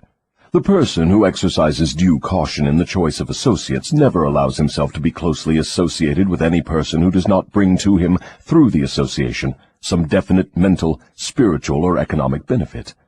Isn't that method of choosing associates selfish? It is sensible, and leads to self-determination. It is the desire of every normal person to find material success and happiness. Nothing contributes more to one's success and happiness than carefully chosen associates. Caution in the selection of associates becomes, therefore, the duty of every person who wishes to become happy and successful. The drifter allows his closest associates to attach themselves to him on their own terms. The non-drifter carefully selects his associates and allows no one to become closely associated with him unless that person contributes some form of helpful influence or bestows some definite benefit. It never occurred to me that caution in the selection of friends had so definite a bearing on one's success or failure. Do all successful people exercise caution in the selection of all their associates, whether in business, social, or professional relationships? Without the exercise of caution in the choice of all associates, no one may be certain of success in any calling. On the other hand, lack of exercise of caution brings almost certain defeat in whatever one undertakes. Summary. 3 things connected with my interview with the devil interest me most. These 3 factors interest me because they have been the most important influences in my own life, a fact which any listener of my story can easily discern. The 3 important factors are the habit of drifting, the law of hypnotic rhythm through which all habits are made permanent, and the element of time. Here is a trio of forces which hold inviolate the destinies of all men. The 3 take on a new and more important meaning when they are grouped and studied as a combined force. It takes but little imagination and scarcely any understanding of natural laws for one to see that most of the difficulties in which people find themselves are of their own making. Moreover, difficulties seldom are the outgrowth of immediate circumstances. They are generally the climax of a series of circumstances which have been consolidated through the habit of drifting and with the aid of time. Samuel Insull did not lose his $4 billion industrial empire as the result of the Depression. He began losing it long before the Depression, when he became the victim of a group of women who flattered him into turning his talents from public utilities to grand opera. If ever a man in a high position in the financial world went down because of the power of drifting, hypnotic rhythm, and time, that man was Samuel Insull. I am writing from accurate knowledge of Mr. Insull and the cause of his troubles dating from the time that I served with him during the World War to the time of his ill-advised attempt to run away from himself. Henry Ford went through the same depression that swept Mr. Insull under, but Ford came out on top without a scratch. Do you want to know the reason? I'll tell you. Ford has the habit of not drifting on any subject. Time is Ford's friend, because he has formed the habit of using it in a positive, constructive manner, with the aid of thoughts of his own making, woven into plans of his own creation. Take any circumstance you wish, measure it with reference to its relationship to the habit of drifting, hypnotic rhythm, and time, and you may ascertain accurately the cause of all success and all failure. Franklin D. Roosevelt went into office with a bang during his first term. He had but one major purpose in mind, and that was very definite. It was to stop the stampede of fear and start people to thinking and talking in terms of business recovery instead of business depression. In carrying out that purpose, there was no drifting.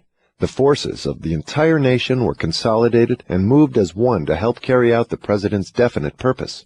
For the first time in the history of America, the newspapers of all political leanings, the churches of all denominations, the people of all races and colors, and the political organizations of all brands united themselves into one stupendous power for the sole purpose of helping the president restore faith and normal business relationships in the country.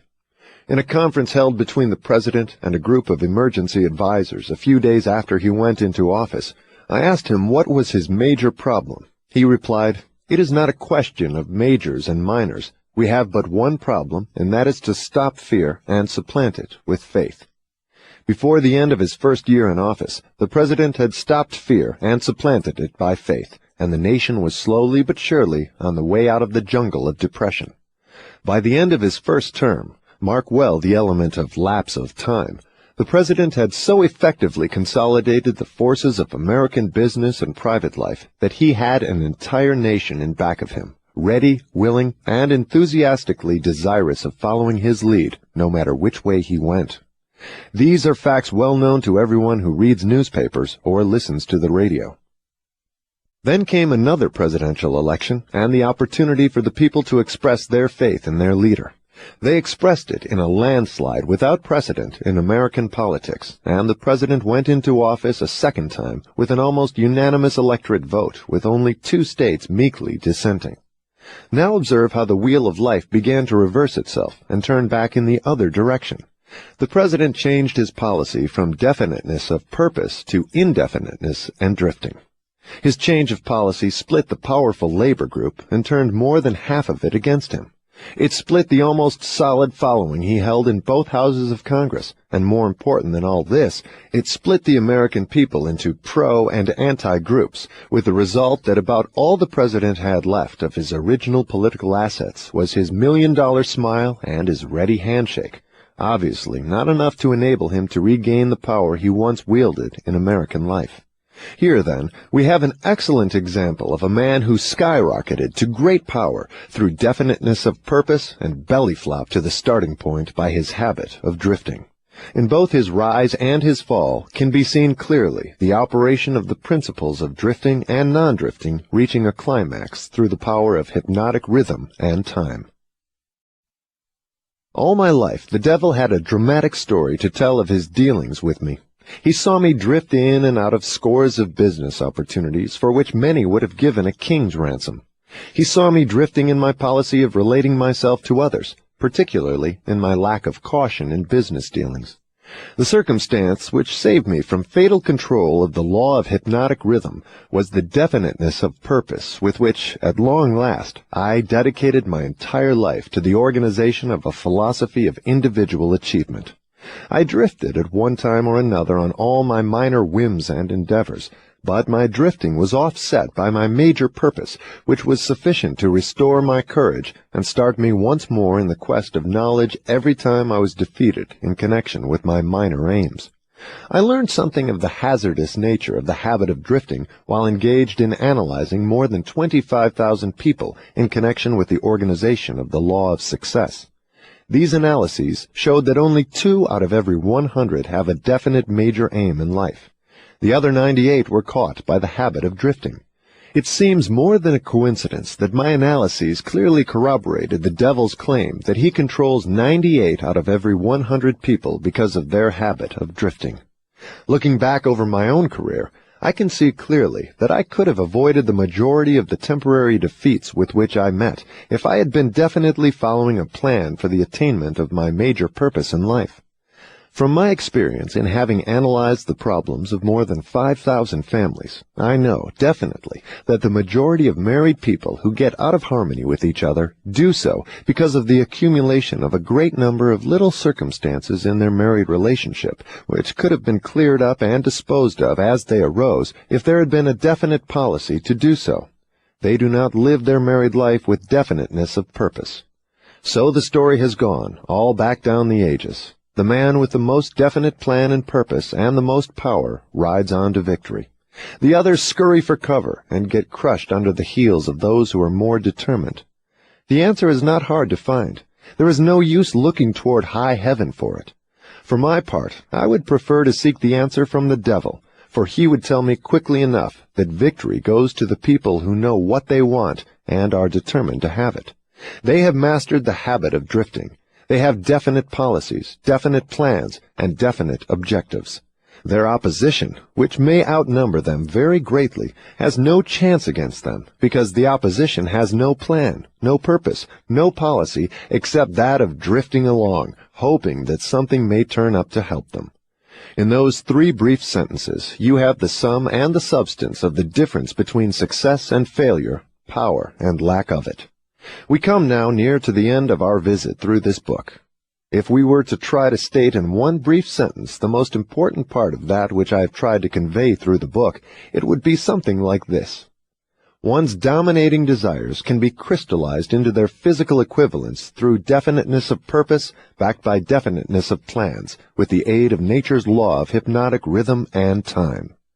There you have the positive phase of the philosophy of individual achievement I've tried to describe through this book, brought down to an irreducible minimum of brevity and simplicity. If you expand the philosophy for the purpose of adapting it to the circumstances of life, you find that it is as broad as life itself, that it covers all human relationships, all human thoughts, aims, and desires. So here we are, at the end of the strangest of all the thousands of interviews I have had with the great and the near great, over a period of 50 years of labor in my search for the truths of life that lead to happiness and economic security. How strange indeed that after having had active cooperation from men such as Carnegie, Edison, and Ford, I should have been compelled, finally, to go to the devil for a working knowledge of the greatest of all the principles uncovered in my quest for truth. How strange that I was forced to experience poverty and failure and adversity in 100 forms before being given the privilege of understanding and using a law of nature which softens the thrust of these wicked weapons or wipes them out altogether. But the strangest of all this dramatic experience which life has provided me is the simplicity of the law through which, if I had understood it, I could have transmuted my desires into substantial form without having to undergo so many years of hardship and misery. I find now, at the end of my interview with the devil, that I had been carrying in my own pockets the matches with which the fires of adversity were being touched off. And I find, too, that the water with which those fires were finally extinguished was at my command in great abundance. I searched for the philosopher's lodestone with which failure may be converted into success, only to learn that both success and failure are the results of day-to-day evolutionary forces, through which dominating thoughts are pieced together bit by bit and woven into the things we want or the things we do not want, according to the nature of those thoughts. How unfortunate that I did not understand this truth from the time that I reached the age of reason, for if I had understood it then, I might have been able to go around some of the hurdles I've been forced to jump as I walked through the valley of the shadow of life. The story of my interview with the devil is now in your hands. The benefits you will receive from it will be in exact proportion to the thought it inspires in you. To benefit from listening to the interview, you need not agree with every portion of it. You have only to think and to reach your own conclusions concerning every part of it. How reasonable that is. You are the judge and the jury and the attorney for both the prosecution and the defense. If you do not win your case, the loss and the cause thereof will be yours.